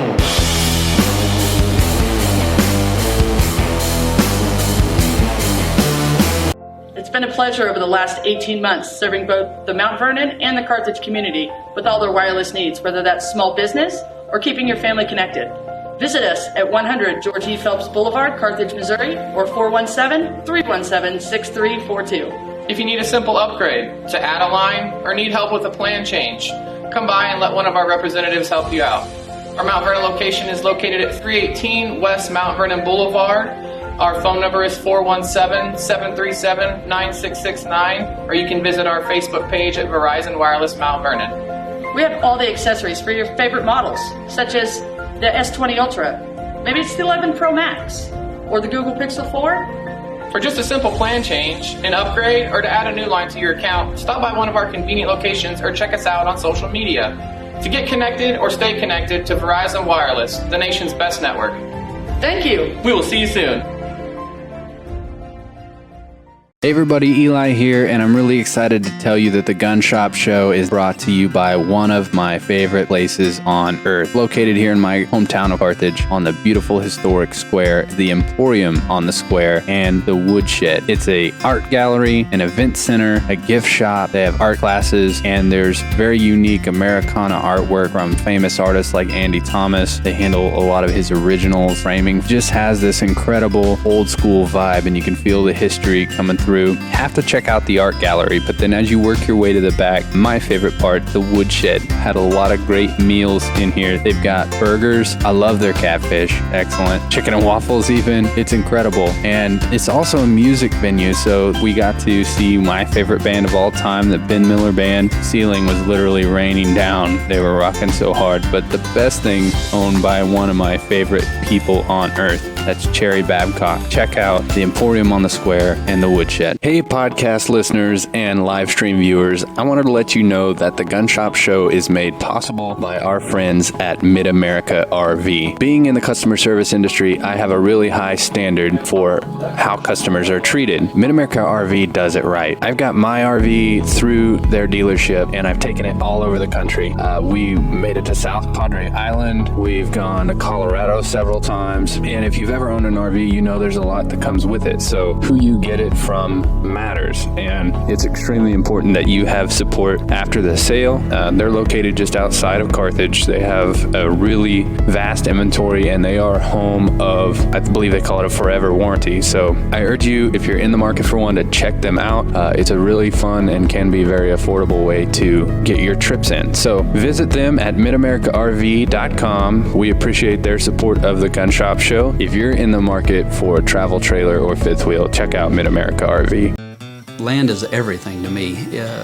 When I was born, I was brought home to the family farm, was raised, learned work ethic there, learned appreciation and respect for life and the land itself, and it just became second nature. I had to be there all the time.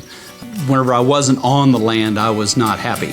But I learned to understand the land, learned to respect it, learned family values.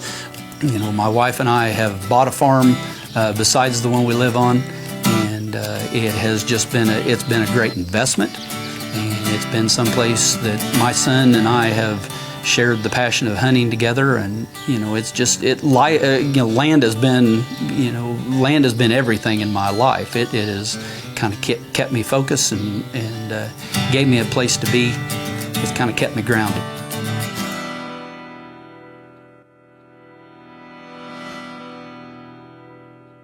Hey, you know what makes this, the Gun Shop Show, possible? It's people who believe in the show. And someone who has believed in the show from the very beginning is my good friend Chris Chapman, owner of Whitehead Farm Supply. Here's a message from Chris. Guys, my name's Chris Chapman, owner of Whitehead Farm Supply, and I just want to take a few seconds here to let you know that we are going to be proud sponsors of the Gun Shop Show, and we appreciate everything that them guys are doing over there, and we just want to show them our support. Thank you. So whether you have 2 chickens or 2,000 acres, Chris is your man. Give him a call. I guess that's pretty much the ad. Whitehead Farm Supply. Seriously?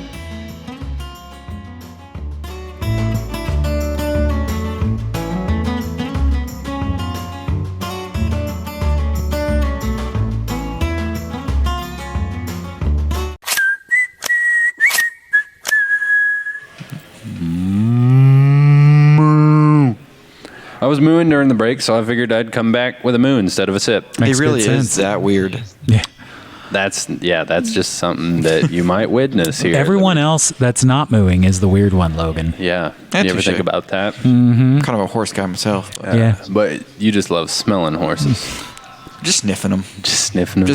Just biting it in. Biting in them. Joe Biden and nice Appaloosa on a Sunday afternoon. Mm-hmm. If you haven't met the lead of our gun tenders, Mr. Gary Bond, he leads the sales floor, and he likes sniffing horses. He also It's weird. That's what I hear. That's what I hear. Also topographical maps. You know what? I've been in his truck. He's got a little horse fragrance thing Does he hanging really? from his It's rearview mirror. Like a pine Wow. tree Yeah. air freshener, but it's a horse. Uh-huh. He's like, I just get a good sniff when things bothering me. Like get a good draw on it. That's so All right, it's time. It's time. mean. All right. Are we going? Are we doing this? What are we doing? Coming to you from the sales floor, Liberty Tree Guns, Uh-huh. on Oh, the yeah. Pro Outfitters mobile cam. So we're going to fire that up. We're going to go on a quick journey throughout the store. A store which, by the way, will be reborn soon. Mm-hmm. Reborn. Bigger, better, more selection, more ways to buy. Of course, we always make it easy to buy with the free layaway program, which allows you to buy. Turn to a gun, Logan, now. Turn. Turn to it. Turn to a gun. Oh man, he's so good. Desert Eagle. Desert Eagle, you want to pay $180 down and have a Desert Eagle in your collection in 44 Magnum? Just do it. That one's marked down to $18.99, which means $189, and you can put that thing in your collection. We should let the folks know at home that when you pull the trigger on that, it goes "ka" instead of. It actually goes. Actually, it goes because that eagle's been in the desert and his throat is dry. Right. I guess He needs a drink. His throat is dry. I don't mean to cough on the radio. I know that people, they're getting triggered if they hear coughing or sneezing in this era. Yeah. And so I'm afraid you'd be driving along in your car and you hear even a simulated cough. Right. And you're looking over your shoulder. You're dip, dive, duck, dodging Yeah. coughs. Hoping one of the city councilmen doesn't get wind of this. They'll put a whole ban on the gun shop show. Uh-oh. We heard We don't you get say- shut down, man. We Yeah, wouldn't be able to run this without. There's no way we could remote in with each other and Yeah. still have a show. It would be tough. What's this here? What's that food? Oh my gosh. Put your other hat back on, bro. My. You talking about my fashionable ATF hat? Your fat hat. Fat. There we go. Actually, we did. This is great. We're going to do a taste test on this, but we have some 30-year long-term storage food. Well, this one's 25, but 25, I'm sorry. I like to eat, like, I ate a jar of olives. look how good that looks. They were like a year It's making me hungry. and a half out of date. They were fine. So I would imagine year 30. You're rounding up. Yeah. Right. On a 25-year food pack is the equivalent of... Yeah, there's a half-life to that. I Yeah. don't know what it is, but Yeah. I guarantee you can still eat that after 25 years. Yeah, it's just for maximum freshness, eat it between now and 2045. It's more like a Best Buy day. Best if used by 2045. What are we looking at here? What's this? That's anyway. some bolt action? 700. I'm not done talking about the food? Let's go back to Okay. the food. This is freeze-dried, long-term storage food. And you know what, guys? I'm not telling you become the most hardcore prepper and have a bunker full of 30 years worth of food, but from just a very pragmatic aspect is a great idea to have some food security for your family in the event that there are disruptions in the food supply or society. And you know, a lot of years it'd be easy to say, oh, that never happens. We have seen empty shelves this year.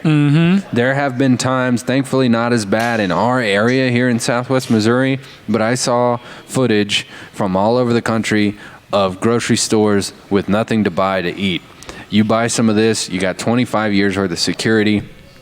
We're going to taste test it, but I have heard from people who have personally taste tested these Wise Foods. That's the brand. Wise Foods, freeze-dried, ready grab bag. They're in a water.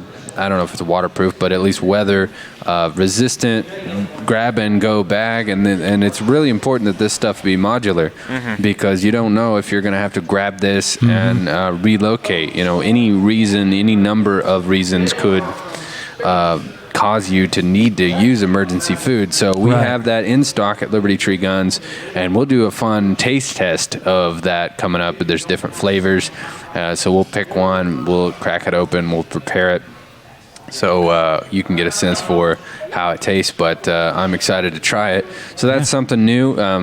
It's just you're getting an inside look if you're watching on the Pro Outfitters mobile cam, because that is just the cart we use to put inventory out. So and also that particular bag has 60 servings in it and only requires water. Yep. To prepare. Made maybe USA. Maybe heat too, but just add water. Yeah. So great catch there. I was joking about your hat, but that was actually a good thing to stop and talk about. Oh, the 60s. Well, for me, it's like one serving, right?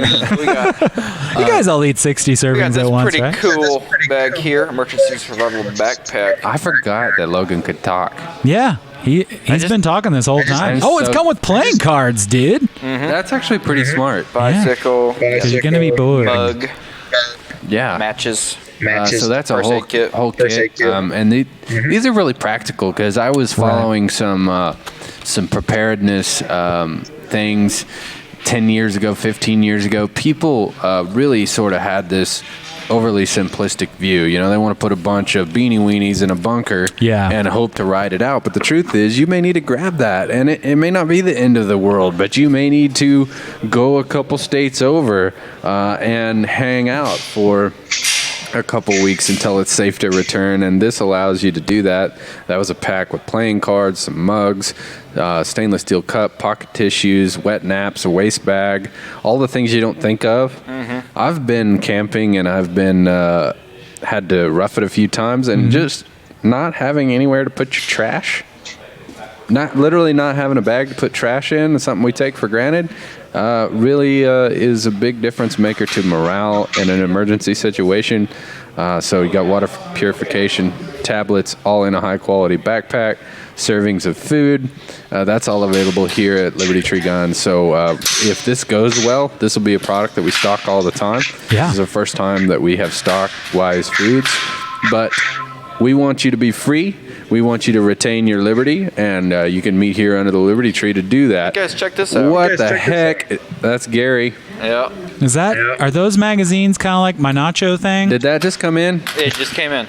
Wow. Oh, nice. Wow. Slick. Yeah. So that is a contraption that apparently makes 3 mags connected. It's a for mag coupler. easy It's a mag coupler.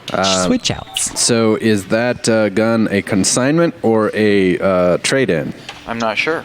Well, regardless, that was a really cool, classic-looking AR-15, and there's a really classic-looking gent. That's Bond. Used or consignment gun? So this is what I sent you loose for. We have yet to show any consignment guns other than that one that Gary's. We showed the Desert Eagle. Yeah, we did. So these are all guns that we're selling on behalf of our customers.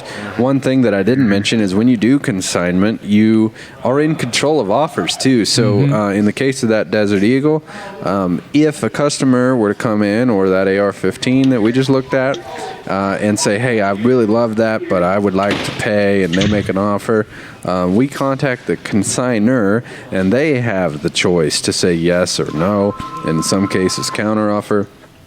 So you really get all of the things, all the control you want to have when you sell a gun without all of the headache. Right. We're guaranteeing that buyer follows through by taking care of that, everything start to finish with payment, shipping, all of that, and just leaves you in control and leaves you to cash a check at the end of the the day. It's easy. And when you're in store, the way you denote consignments is, see these tags here, white tags? We're looking for those yellow tags. Oh, yeller. Consignment right there. Exactly, that's how you can tell. 700, 243. So bring in your consignment guns. We'll get them sold on the Gun Shop Show.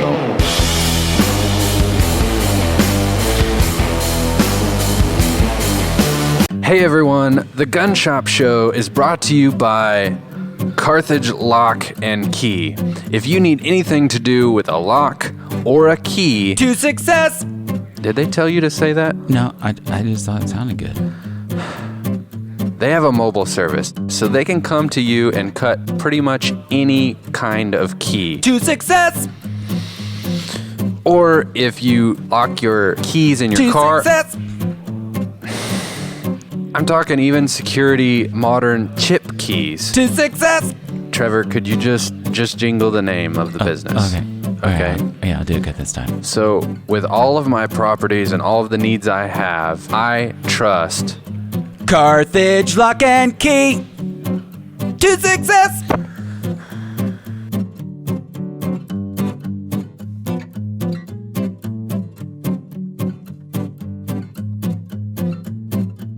Hey folks, I had to learn the hard way that a good home inspection makes a difference when you're buying a home. Our new sponsor, All Points Inspections, can provide just that. Here's a message from Corey from All Points Inspections. Hey guys, Corey Hines here, owner of All Points Inspections. Up on a roof right now, currently doing a roof inspection, checking for leaks. But I am excited to announce that I am a new sponsor with the Gun Shop Show.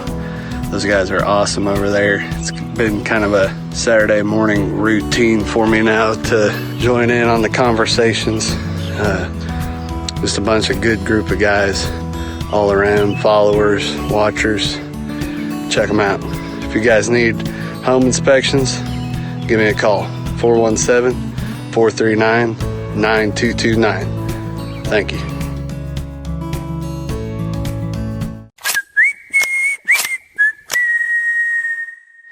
Welcome back to the Logan. Logan. Sorry, I was thinking of We ran out of time in the break. Yeah, jeez. Hey, some of our listeners may not be familiar with our urinal. Now they are. Right, yeah, we take... May have to do a little blurring. We take target practice serious around here. Yeah, see, I was hitting here on the 7. I needed to pull a little left there. Yeah, you sight her in there. You should get a red dot on that thing. I hope it's the camera angle that... your hand looked very close to the inside of that urinal. Yeah, it did.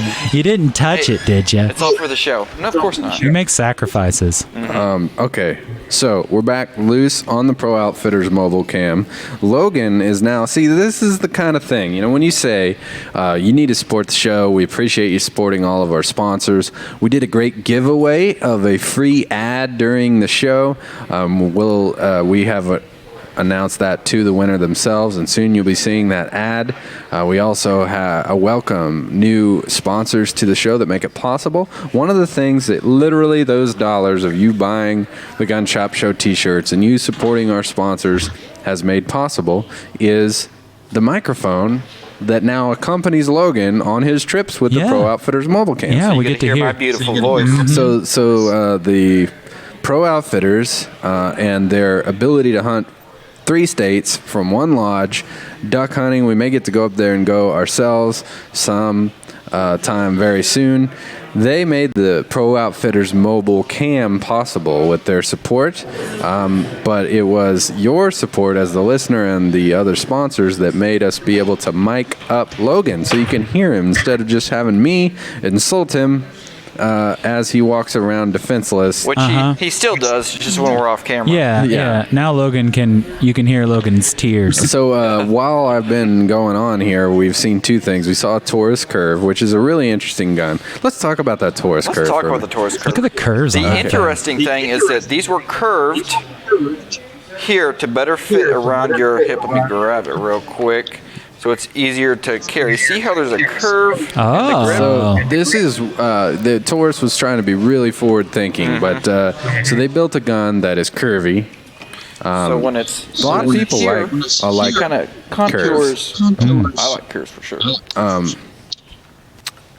But this didn't turn out to be super popular in terms of sales, so it's been discontinued. However, I got to say 2 things about the Taurus. Okay. Kudos to you for trying to think outside the box. Yeah. Yep. And secondly, I shot one of those. Mm-hmm. How was it? way better than I expected. Did the bullet curve? Yeah, it definitely did the Matrix thing. No, so you don't have sights in the traditional sense. You got lines on the back of the slide. It also feels very strange with the frame being curved and all of that. But I was able to hit the target, and then most surprisingly is the recoil was very tolerable. Oh. Compared to like a Ruger LCP, that curve was decently pleasant to shoot in comparison in terms of snappiness. So that's an example of here is a gun that you cannot buy new on a shelf. And that's However, a 380 ACP? That's a 380 pocket gun, really unique, reliable design. And because of our consignment program, now you have the option to buy one. And there's still an audience of people that dig that. They appreciate it. They want a good, in addition to the curvature of the frame, all of the features are rounded on the slide and otherwise to make sure it doesn't snag when you draw it. It comes with a built-in carry clip. So that's what that thing was, huh? Yeah, let's show that clip real quick. Yeah, let's have a look at that. Pop that we're on. talking right there. That's like a pocket knife style clip that comes on that factory, so you can clip that right inside your pants. Nice, you don't need an nice. additional holster. And that trigger guard cover right there, you lanyard that. So see the paracord there? Yep. You would tether that to a draw point on your belt. So you're protecting it just like a carry holster in terms of not being able to activate the trigger while it's concealed. And then when you draw from the clip, the pocket knife clip, and you grip the gun and you come upwards, that tether is going to remove that trigger guard cover from the gun. And is this a light laser version? It is actually. It is actually. Man, it's got laser bands. I did not expect to have so many things to talk about this Taurus curve, guys. If you are not watching on the Pro Outfitters mobile cam because you're listening on one of our great partners like News Talk KZRG or Springfield's Talk 104.1, you might not get to see this cool gun that we have in the case right now. We're talking about the Taurus Curve. It has a built-in flashlight and laser built right into the frame of the gun. So when you draw that out of that holster, you're going to be able to push the button on the side and activate the light and the laser. So come in and check that out. That is a consignment gun. And what will happen when you come by that, and I know one of you are going to because pocket pistols are hard to come by. And let me see that price. I think I read that wrong. Let me see that price. Right there. Right there, $349. When you come in and get that, a consigner, and this really makes no difference to you as the buyer, but just so you know how it works, we're going to cut a check. So we're going to take a reasonable fee. It's 18% and $10. Trevor, do the math. Okay, done. 18. Oh, on that one particularly. Gotcha. Yeah. Okay, so let's see. 0.18. All right, so 349 times 0.18 is 62.82. So we do times 0.82. There you go. Oh, yeah, good call. Yeah, do that. So yeah, your payout on that's going to be $286.18 minus $10. They're going to get a check for $276.18. And they're just going to go cash it. Yeah, and they didn't have to talk to one person. Nope. If you've ever sold anything through the online channels, person to person, like you're conversating, you got people flaking on you, so on and so forth. They want to meet, you don't know if they're sketchy. And we just do all that. We vet everyone to some degree. I was reading a story on one of our local marketplaces, and the guy met up with a guy to sell him some home theater speakers. And the guy walked up, he handed him the speaker so he could see him, and the guy turned and chucked it like baseball style across the parking lot and shattered it. Oh my. And was just, I don't know if he was unstable or was just being a jerk, but but anyway, the guy just did that and left. And they didn't know why. And that's the kind of crap you got to deal with sometimes when you sell stuff. So let us deal with your crap here at Liberty True Guns. That'll be our new motto. There's Remington. Yes, that is one of our gun tenders. And yes, that is not one of his real names. That is his real name, his birth name. So while you guys may know it's been a challenging year in the gun industry to get product, I'm looking at a case completely full. Check this one out. Oh, look at that. That's a Ruger 5.7. Yes, it is. 28. Should we torture that? We have had it on our radar to do a torture test on that gun, and we haven't done it. But we've got them in. We've got Glock 26 police trade-ins with night sights available. We've got some Kimber Evos. I saw a bunch of Smith & Wesson J frames. We need to announce the winner of last week's Yes, we do. show. The winner of the $50 gift card. So just like today, if you want to win the pocket knife, the case, tribal lock, 3-inch blade, double X, beautiful. I wish I had a better term than purple, because that sounds very not manly, but it's more of a bone kind of bone dark. Is it a light purple? Yeah. Like lavender?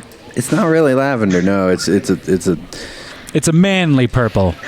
Honestly, if I were to like shatter my femur, and then the bone marrow were to permeate into the broken side of the bone, Yeah. make a beautiful, satisfying purple color, ranging from deep purple to a lighter marbled look. Mm-hmm. That's what you would see. Yeah. Something very similar to that. Yeah, if you want to win Eli that. went ahead and shattered his leg, that's what it would look like. Right. Picture that. Picture that, and then you'll know what you're getting with the share the feed, tag 5 friends situation for the knife today. But last week on the show, we did the same premise. Okay. And just the people who did that, which quite a few did, but your odds are still very good. Oh, real good. Real good. A lot better at winning this than going to Vegas, let's say. Yeah. Or even buying a lottery ticket. Yeah, way better to win this and a bigger prize. This is $102 value. Last week, we did a $50 gift card to Liberty Tree Guns, which allows you to not only shop one of the hundreds of guns that we have in stock, or thousands of Blue Dot discounted 20% off items, or one of over 50,000 products that are available to ship to you or ship all across the country on libertytreeguns.com. You can use that gift card for anything, and the winner of last week's $50 gift card is, drumroll please, Miss Evelyn Bates Gilstrap. Yeah! Thank you, Evelyn. Congratulations. And also, stay with us, because the most nutty part of the Gun Shop Show really is. happens when we go off the radio and off the rails. Buck nutty. In what we call the Shover Drive. There was an internal debate. Should it be called the show something, or the overdrive, or the, what was the other thing? The debate's back on? No, the debate's off because we decided we'll meld them all. You were like, that court's stupid. The Shover Drive. Join us on Facebook.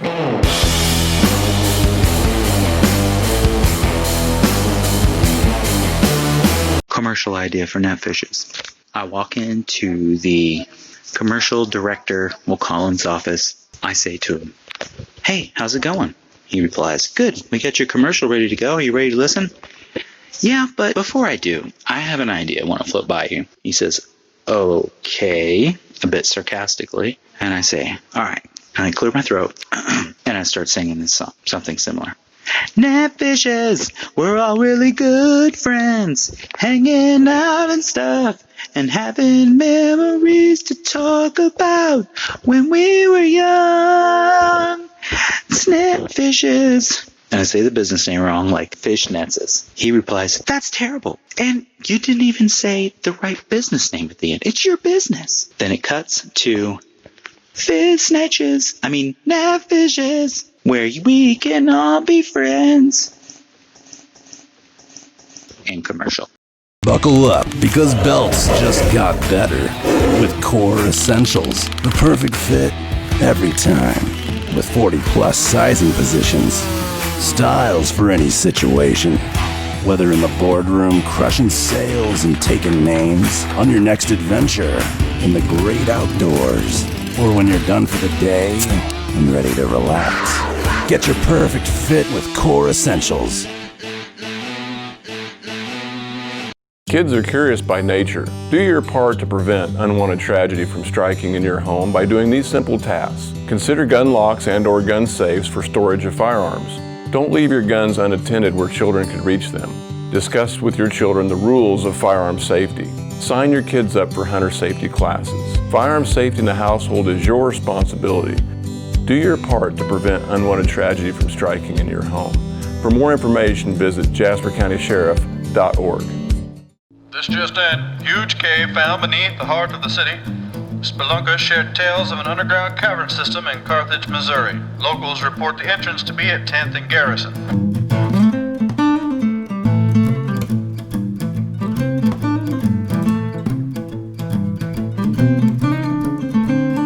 Cave Gang Pizza.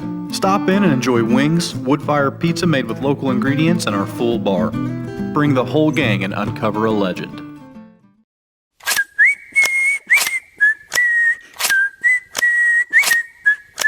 The Gun Shop Show, the Gun Shop Show. What is it?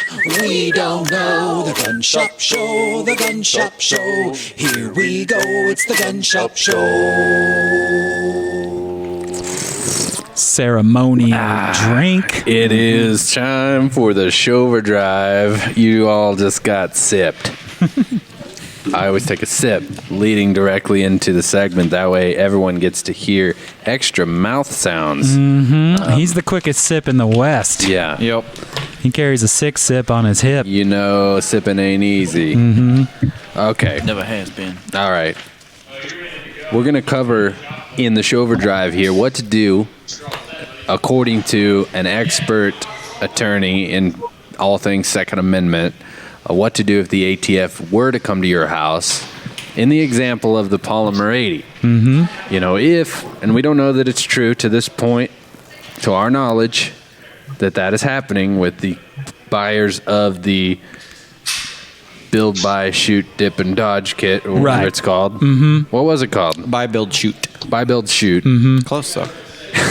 They send you all the stuff to basically finish the firearm. So they all send you you gotta one of do these. is drill they send you holes. one of these, the polymer lower. They send you the parts that you need to put in it. They send you the drill bits, the jigs, and as well a completed upper. I like how the ATF didn't call and say, hey. Yeah, what's up, dude? Hey, we have concerns over this. Instead, they were like, bam! I don't know if they kicked in the door. In fact, I don't think they did, but still. Well, they probably knocked really aggressively. I'm sure they did. Bet it wasn't a... They're like, they better be home. Like normally it's like a, hey. Yeah. Yeah. It was probably more like, hey, you want to get together and do lunch sometime? And then they're like, yeah, come over at noon. And then they kick the door in. You know what I like about lunch? Or it makes me laugh about lunch? I don't know where you're going with this. Yeah, what tickles you about lunch, man? Salesmen think, apparently, that buying, like, your lunch is what it costs for an hour and a half of your time. Yeah, I think it might be just more that they know that if they buy you something, you're more likely to say yes. Well, you know, I had some people like, hey, I need your advice on blah, blah, blah, launching a product or this investment. Is there any way I could take you to lunch? And I'm like, first of all, just ask me for a favor. Because if you think that, like, you're going to get an hour of my expertise for a $7.50 chimichanga, like, just tell me you want a favor. Don't try and sweeten the pot with lunch.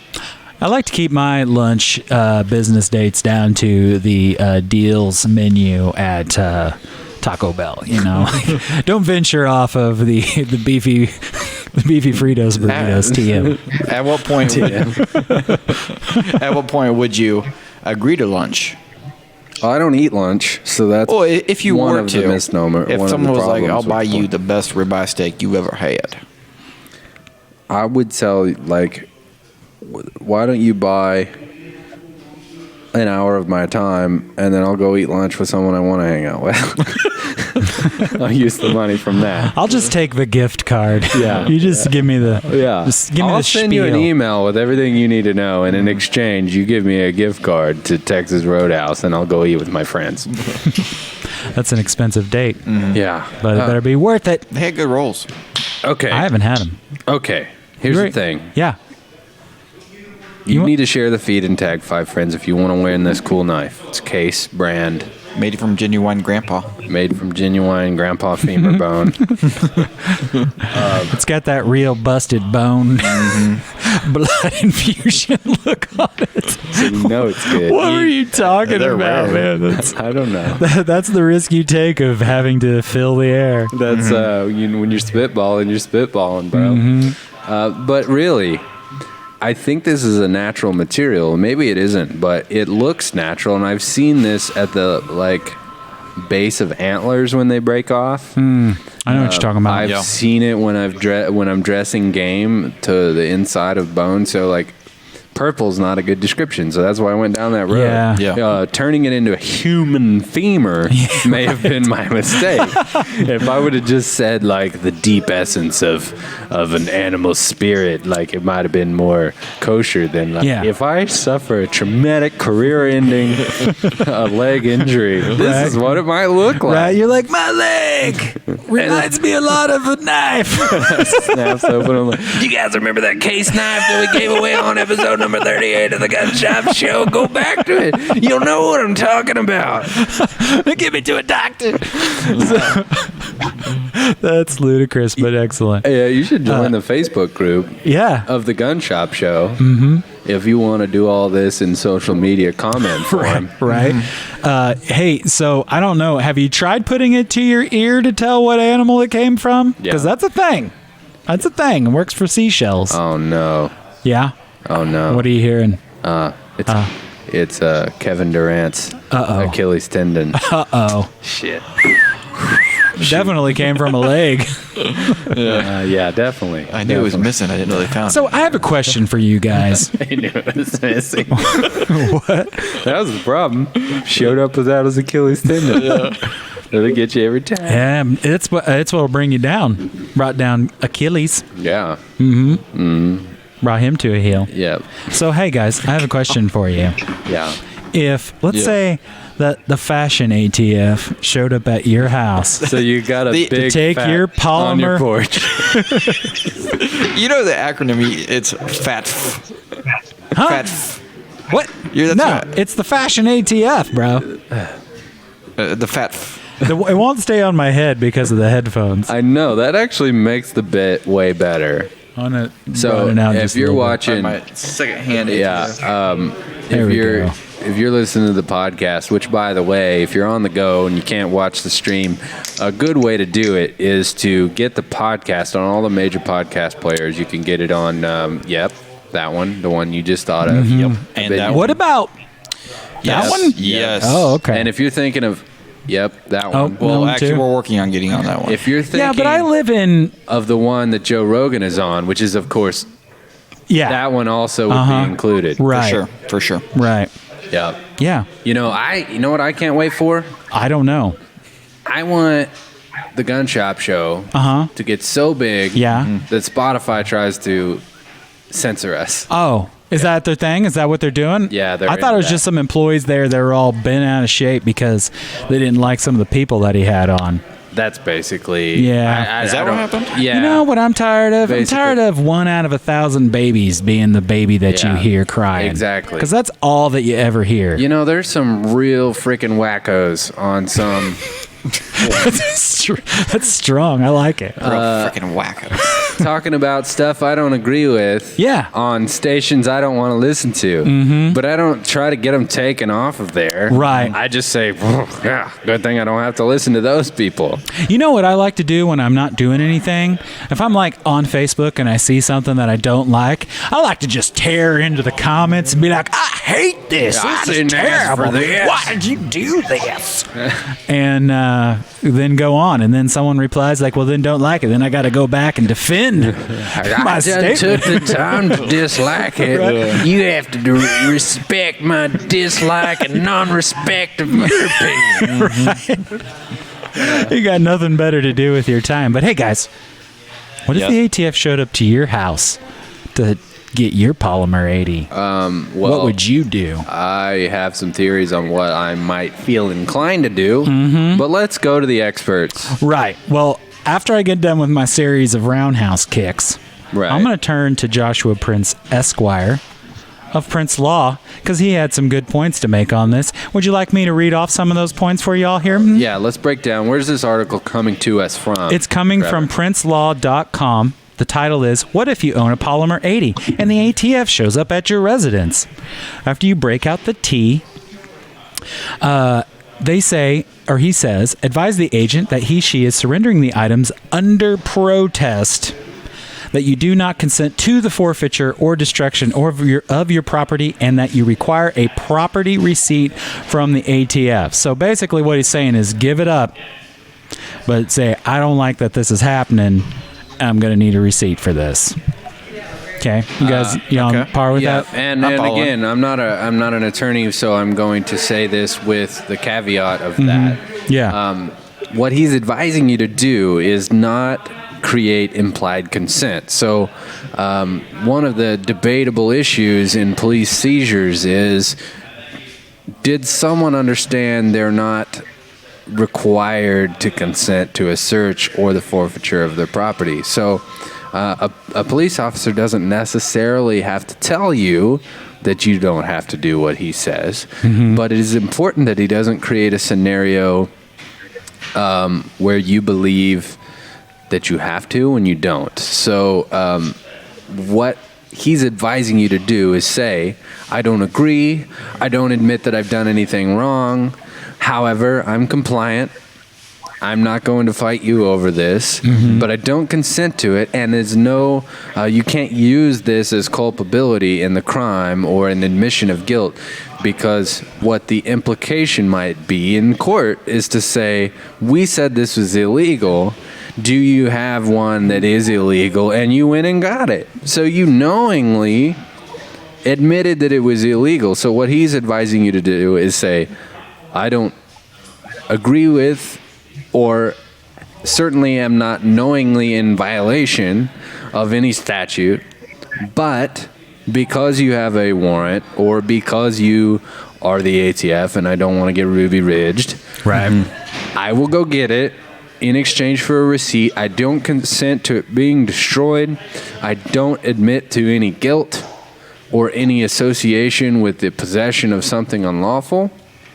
And it allows you to set that precedent, which is smart.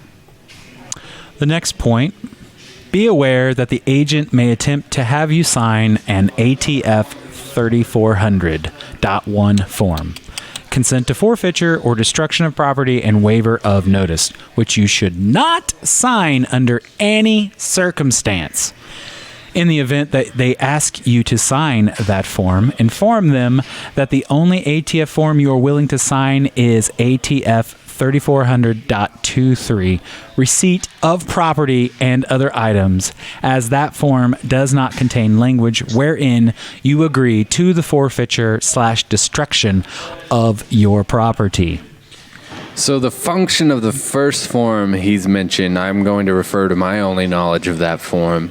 And generally that is when you have violated, maybe even unintentionally, a regulatory thing. So this would be like, as a dealer or a manufacturer, you put together a gun and maybe you break the rules. And so the ATF says, okay, here's our enforcement. You can't do this. Here's a letter of why you can't. And rather than criminal penalties, we're going to agree that we're going to destroy this thing. And that is the deal we're striking with you in order to be compliant. And so a person, in order to avoid the jeopardy of their property, or in the case I had, I don't know if it was this exact form, but we had a totally busted Saturday Night Special pistol. Someone brought it in, and they said, I don't want this thing in my house. Can it be fixed? And we told them it doesn't look like it could be fixed. The frame is cracked. It's not worth fixing. So they said, can you take it off my hands? So we did that for that customer. And we contact the ATF and said, we don't want to leave this in our inventory, in our logbook forever. They said it can be destroyed. So this might be, I theorize, a use for this form is to say, I admit this is no longer going to be in my possession, and it's no longer even going to be a firearm, because when I get done sawing it in half, it won't be. Mm-hmm. And we're all documenting this process. And so in the case of your privately owned Polymer80 kit, Prince Law is saying, do not agree to that, because again, you are admitting or conceding that this is an unlawful product that you are in possession of.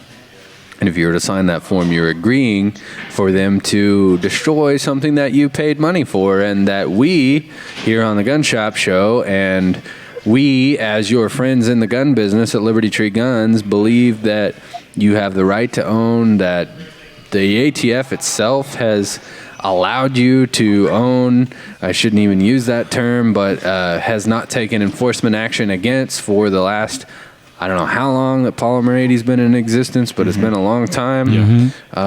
And so what he's advising and what we certainly don't get in the business of advising you in legal terms, but just in our spirit of this issue are saying, do not admit that you have done anything wrong. For sure. All right, the next point. Attempt to take photos of your items so you can provide the condition they were in when taken by ATF and find any receipts or other information relative to the purchase of your items. Pretty straightforward. That's a pretty good practice in the handling when you're going to seize anything. That we would take pictures of seized items. Speaking of that, I should tell the story. This week, a dude brought in a whole bag of stuff that he had stolen from my store and tried to sell it back to me. I don't know if he stole it. Someone stole it. It's all shoplifted items. It's just a total smattering of things that we had identified as shoplifted. Yeah. And like leftover packaging. Yeah. That's how you identified? Yeah. There's certain items where we've seen the package was cut open on the side. A lot of items that honestly, they were expensive and small, which is obviously things that you have to be especially careful of. Right. And at various points, apparently we were not careful enough. I mean, you can't stop all shoplifting. You can do things to deter it and diminish it. But anyway, really had the nerve to do that. And then after I took the bag and called the police, he called me an hour later to argue with me about it. The nerve. Didn't feel bothered to argue with you at the point of you taking the bag of things? I think he was shocked that I was just like, see ya, bro. Yeah. He tried to get some money out of it. And, honestly, he may have bought it. The problem is, though, you buy a big old bag of stuff that is completely random from a person who probably wouldn't have had the means to buy it all. You really should get their name. And this guy couldn't come up with the name of the guy he bought all this stuff from. And that's, I didn't mean to segue this into our consignment program, but this is an example of you run the risk of being in possession of stolen property when you buy from an individual that you can't verify. I mean, it is totally legal in Missouri to buy a gun from a private property. And if you have a trusted family member or a contact that has a mutual reference and everything is above board, the price is equitable to what it should be on the used market, and the serial numbers are all intact, and you want to buy a deer rifle from your buddy you go to church with or a friend who works with a close friend, by all means, you're able to do that, and there's some best practices that we advise. But if you don't know and the person seems sketchy and they don't have answers to where they came up with it and the price is way cheaper than it should be, and all of a sudden they have this very eclectic mix of accessories that they don't have the guns to, or any example like that, it raises a red flag.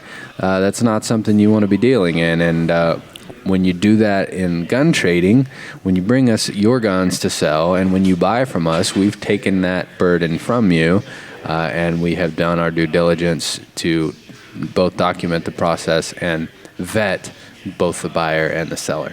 Definitely. It kind of goes hand in hand with some of the things that we're talking about here. You know, crossing your T's and dotting your I's when the ATF shows up. You should do the same thing no matter what, no matter who you're dealing with. And back alley deals or deals that are too good to be true are no exceptions. Yeah. There were instances where we would seize property on a search warrant as a police officer, and we would take a picture of it. And see, one of the problems is, like, you go to a burglar's house, right? You've got information that he robbed or burglarized someone else's house or a business, and you get a search warrant, you go in their house. The problem is sometimes it's difficult to distinguish.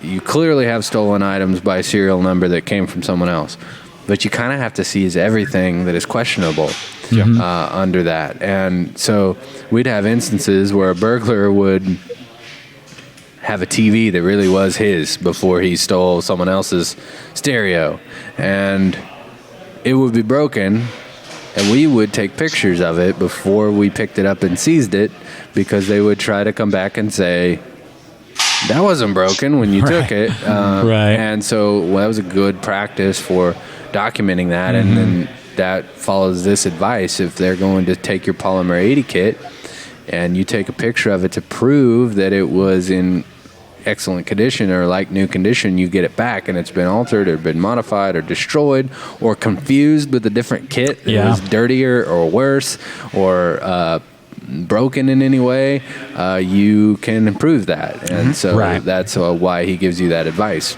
He had one more point here. It would also be prudent to separately document your experience of the encounter in writing, such as location, date, and time of your interaction with the ATF agents, the names or other identifying information, ID number, contact number, business card, etc., of all ATF agents or persons you spoke with, the details of all discussions, and any other information that they provide you. Be diligent. Note everything. It's better to have more information than none or not enough. Right. And document it even if you don't think that it is relevant, because you don't know what will become relevant. And also, I had a really good thought 1 moment ago. I lost it. Uh-oh.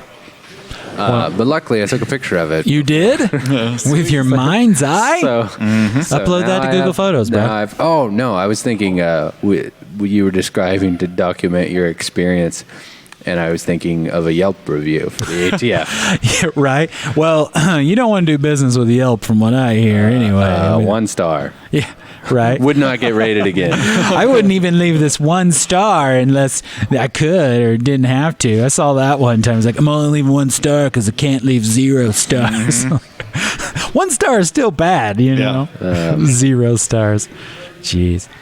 Some people are hilarious. And once again, has not been any confirmed reports of the ATF coming to your door if you own a Polymer80 kit and seizing it. No. Yeah. So until it's confirmed, I wouldn't say you need to worry too much about it. This is just in the event that it does, and just our knowledge to this point is that it has not happened. But what we can confirm is that it seems as though the ATF was especially interested in the list of customers of Polymer80, which is a red flag. If they didn't have some intent to do something with the end user, why would they be? Well, I mean, I don't know. I don't want to be too alarming on that point. I will say that there were some accounts that they're finding these in the hands of felons who are buying them and then reselling them. And that's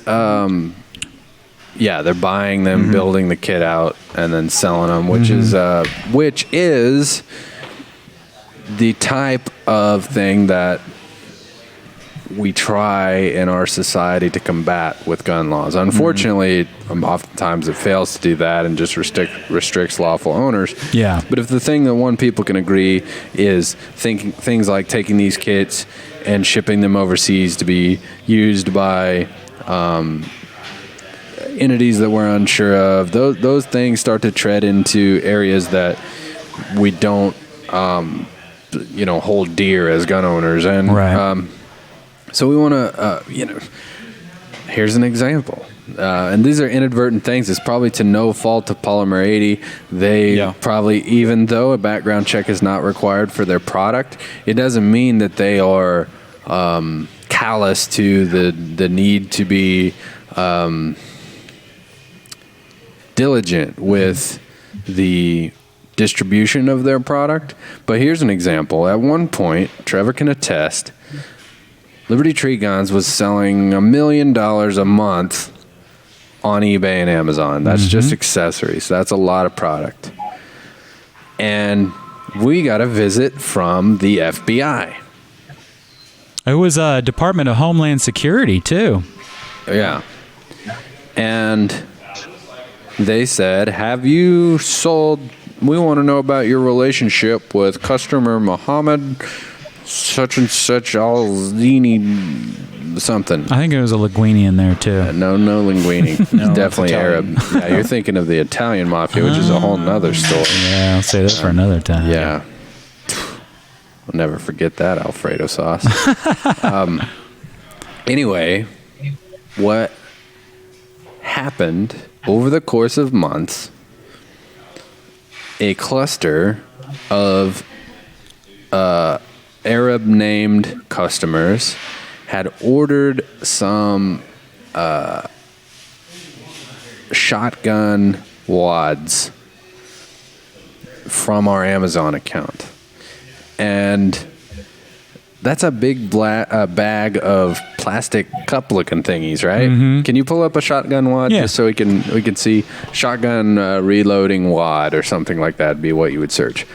So this is a big bag of really very harmless in itself component, right? It's just a lightweight plastic thing that goes inside a shotgun shell to hold the shot. And what the FBI quickly figured out is that we don't. They said, "What is your relationship with this customer?" None. In fact, we probably didn't even look at the name. Like, you make sure that it's a valid shipping address. You make sure we have the product, and you match the SKU, which obviously is not a prohibited item, or Amazon wouldn't allow it to be sold. Yep.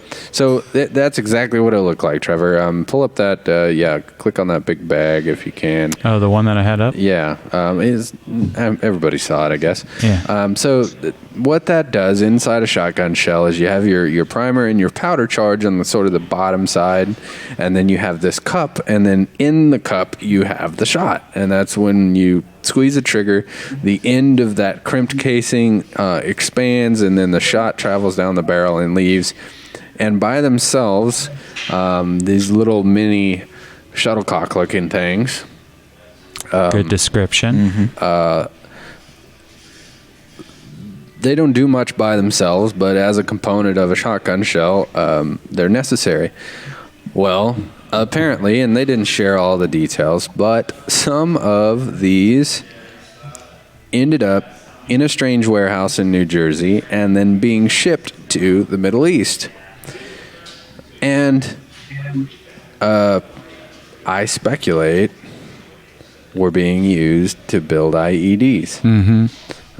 There are some pressure plate bombs that are built overseas where they take and build a series of these little cups, and then when you step on it, it goes down onto nails and explodes. This is a homemade combatant way to do it. And the ATF was investigating that.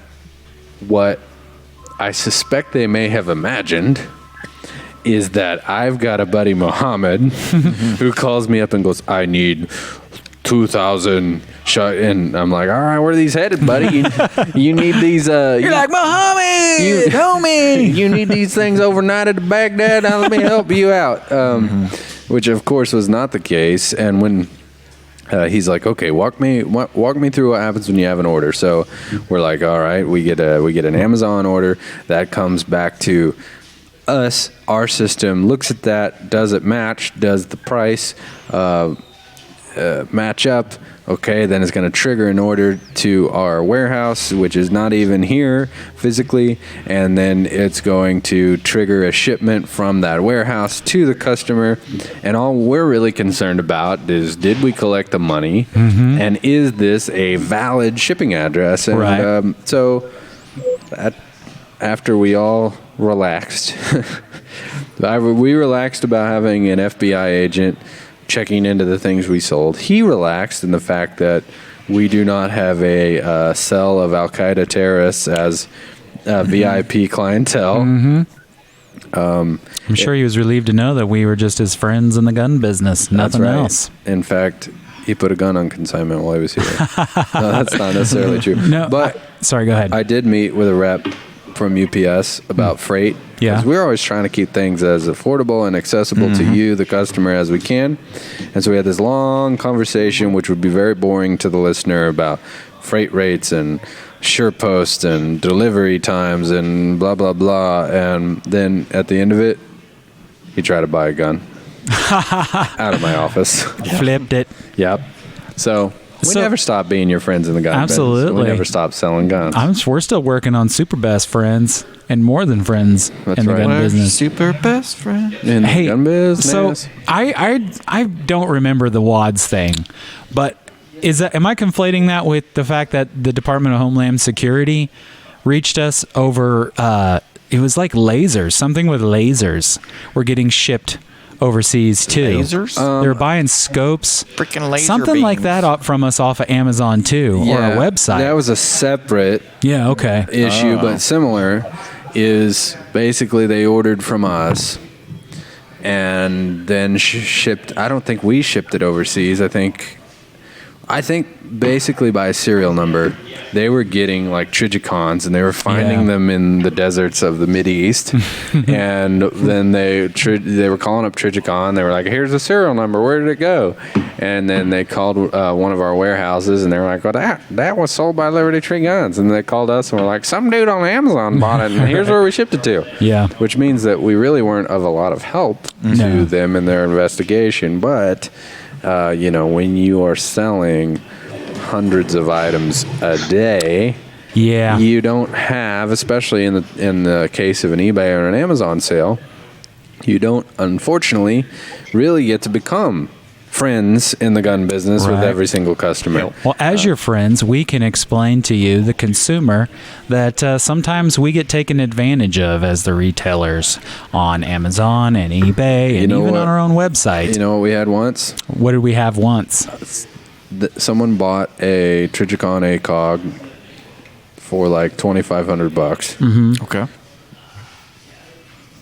Got it to their house, took it out, put a very realistic fake one back in, and then scheduled a return and got a refund, and we ended up with a fake Trigicon. Yeah, because that was an Amazon sale, wasn't it? Yeah. Yeah, Amazon made us pay for that. They made us do the return, and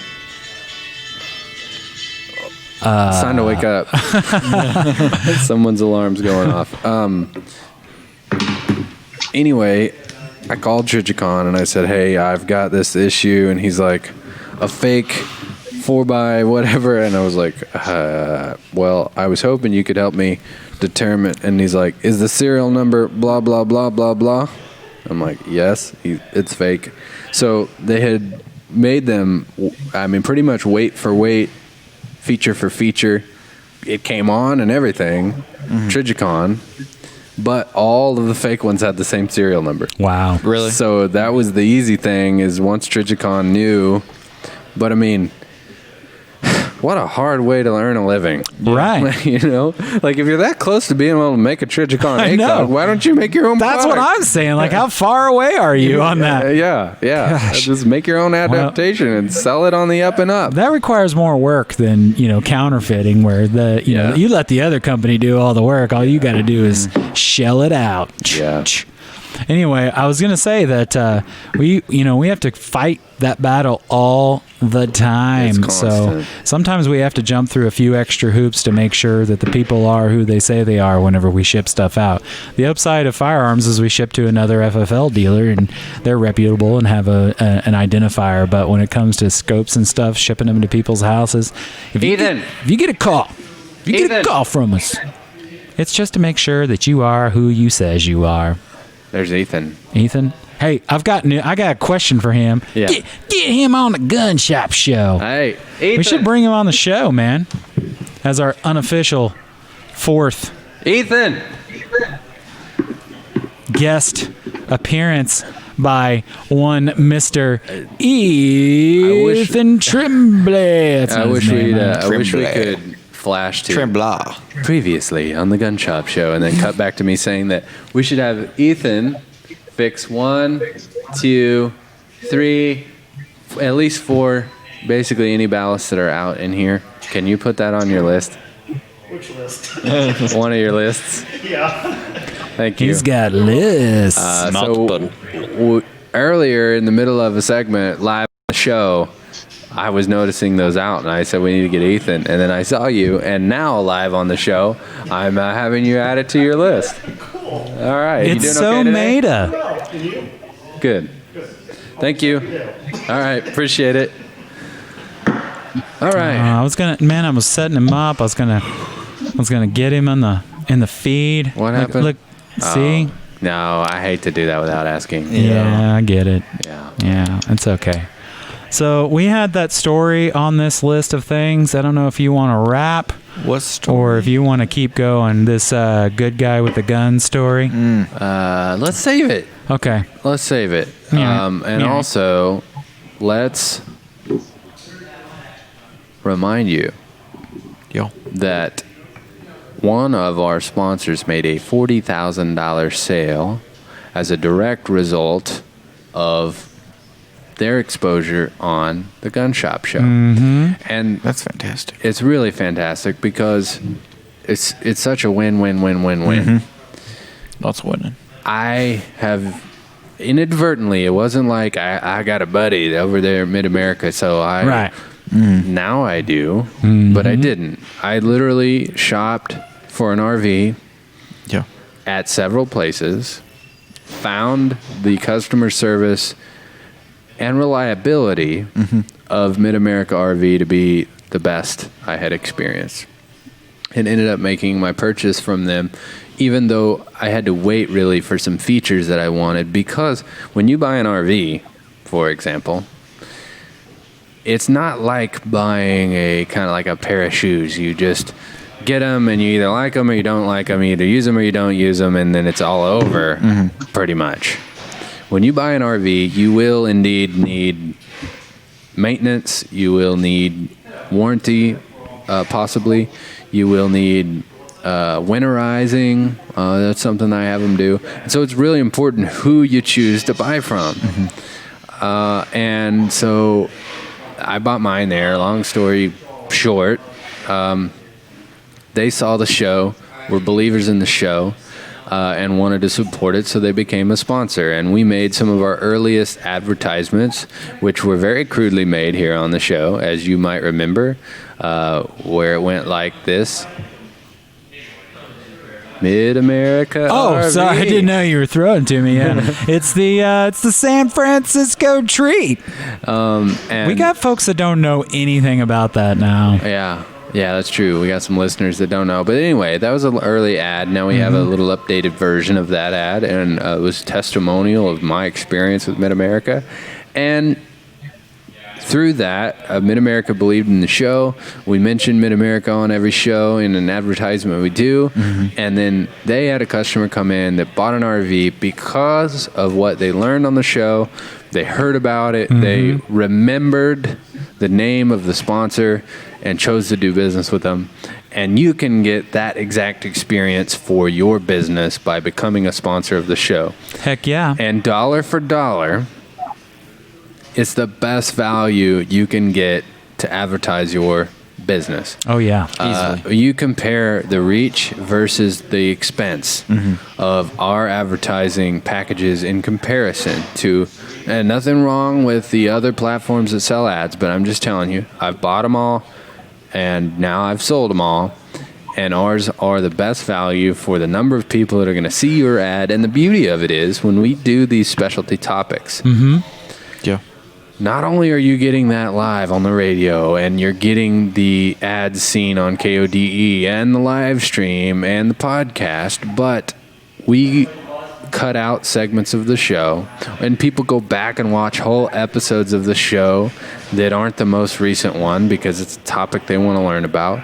And forever, even if say you're a sponsor for 6 months and then you choose to not continue, which most people do continue, but let's just say you don't.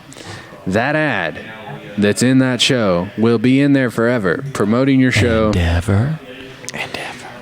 Getting you that exposure. So go to gunshopshow.com, click the sponsors tab. You'll see a listing. That's one of many things that you get is a sponsor listing, which allows you to demonstrate everything you want about your business. And also if you want to do any special deals for our listeners, which are not required, but they are possible, you can go there and list that in. And those can be updated. So if you have a special promotion that you want to plug, we can put those in your listing and drive our loyal audience to support those that support the show. So if you'd like to become a sponsor, we would love to have you. Just go to gunshopshow.com. Also share the feed and tag 5 friends because next week we're going to announce the winner of this beautiful case pocket knife that you can get just from sharing the feed and tagging like flames. It is really pretty. It is. It is a handsome looking knife. Okay. You ready to wrap this thing? You won't know till you know. But it's the end. Now you know. The end of the show. We appreciate you guys. It's always a pleasure to be here with you every week, to be here with you, serving you for all your hard-to-get ammo, all of your guns and accessories, and just plain old being your friends in the gun business.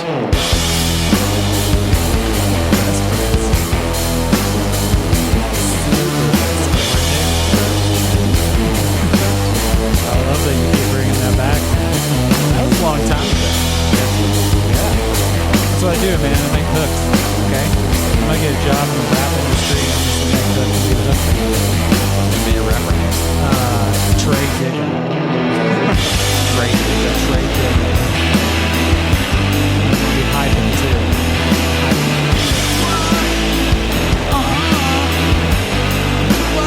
That's pretty much. That's all I got. Well, that's a true hype man. That's all you need to be hype man. You actually don't need one of those. Just one, at least one.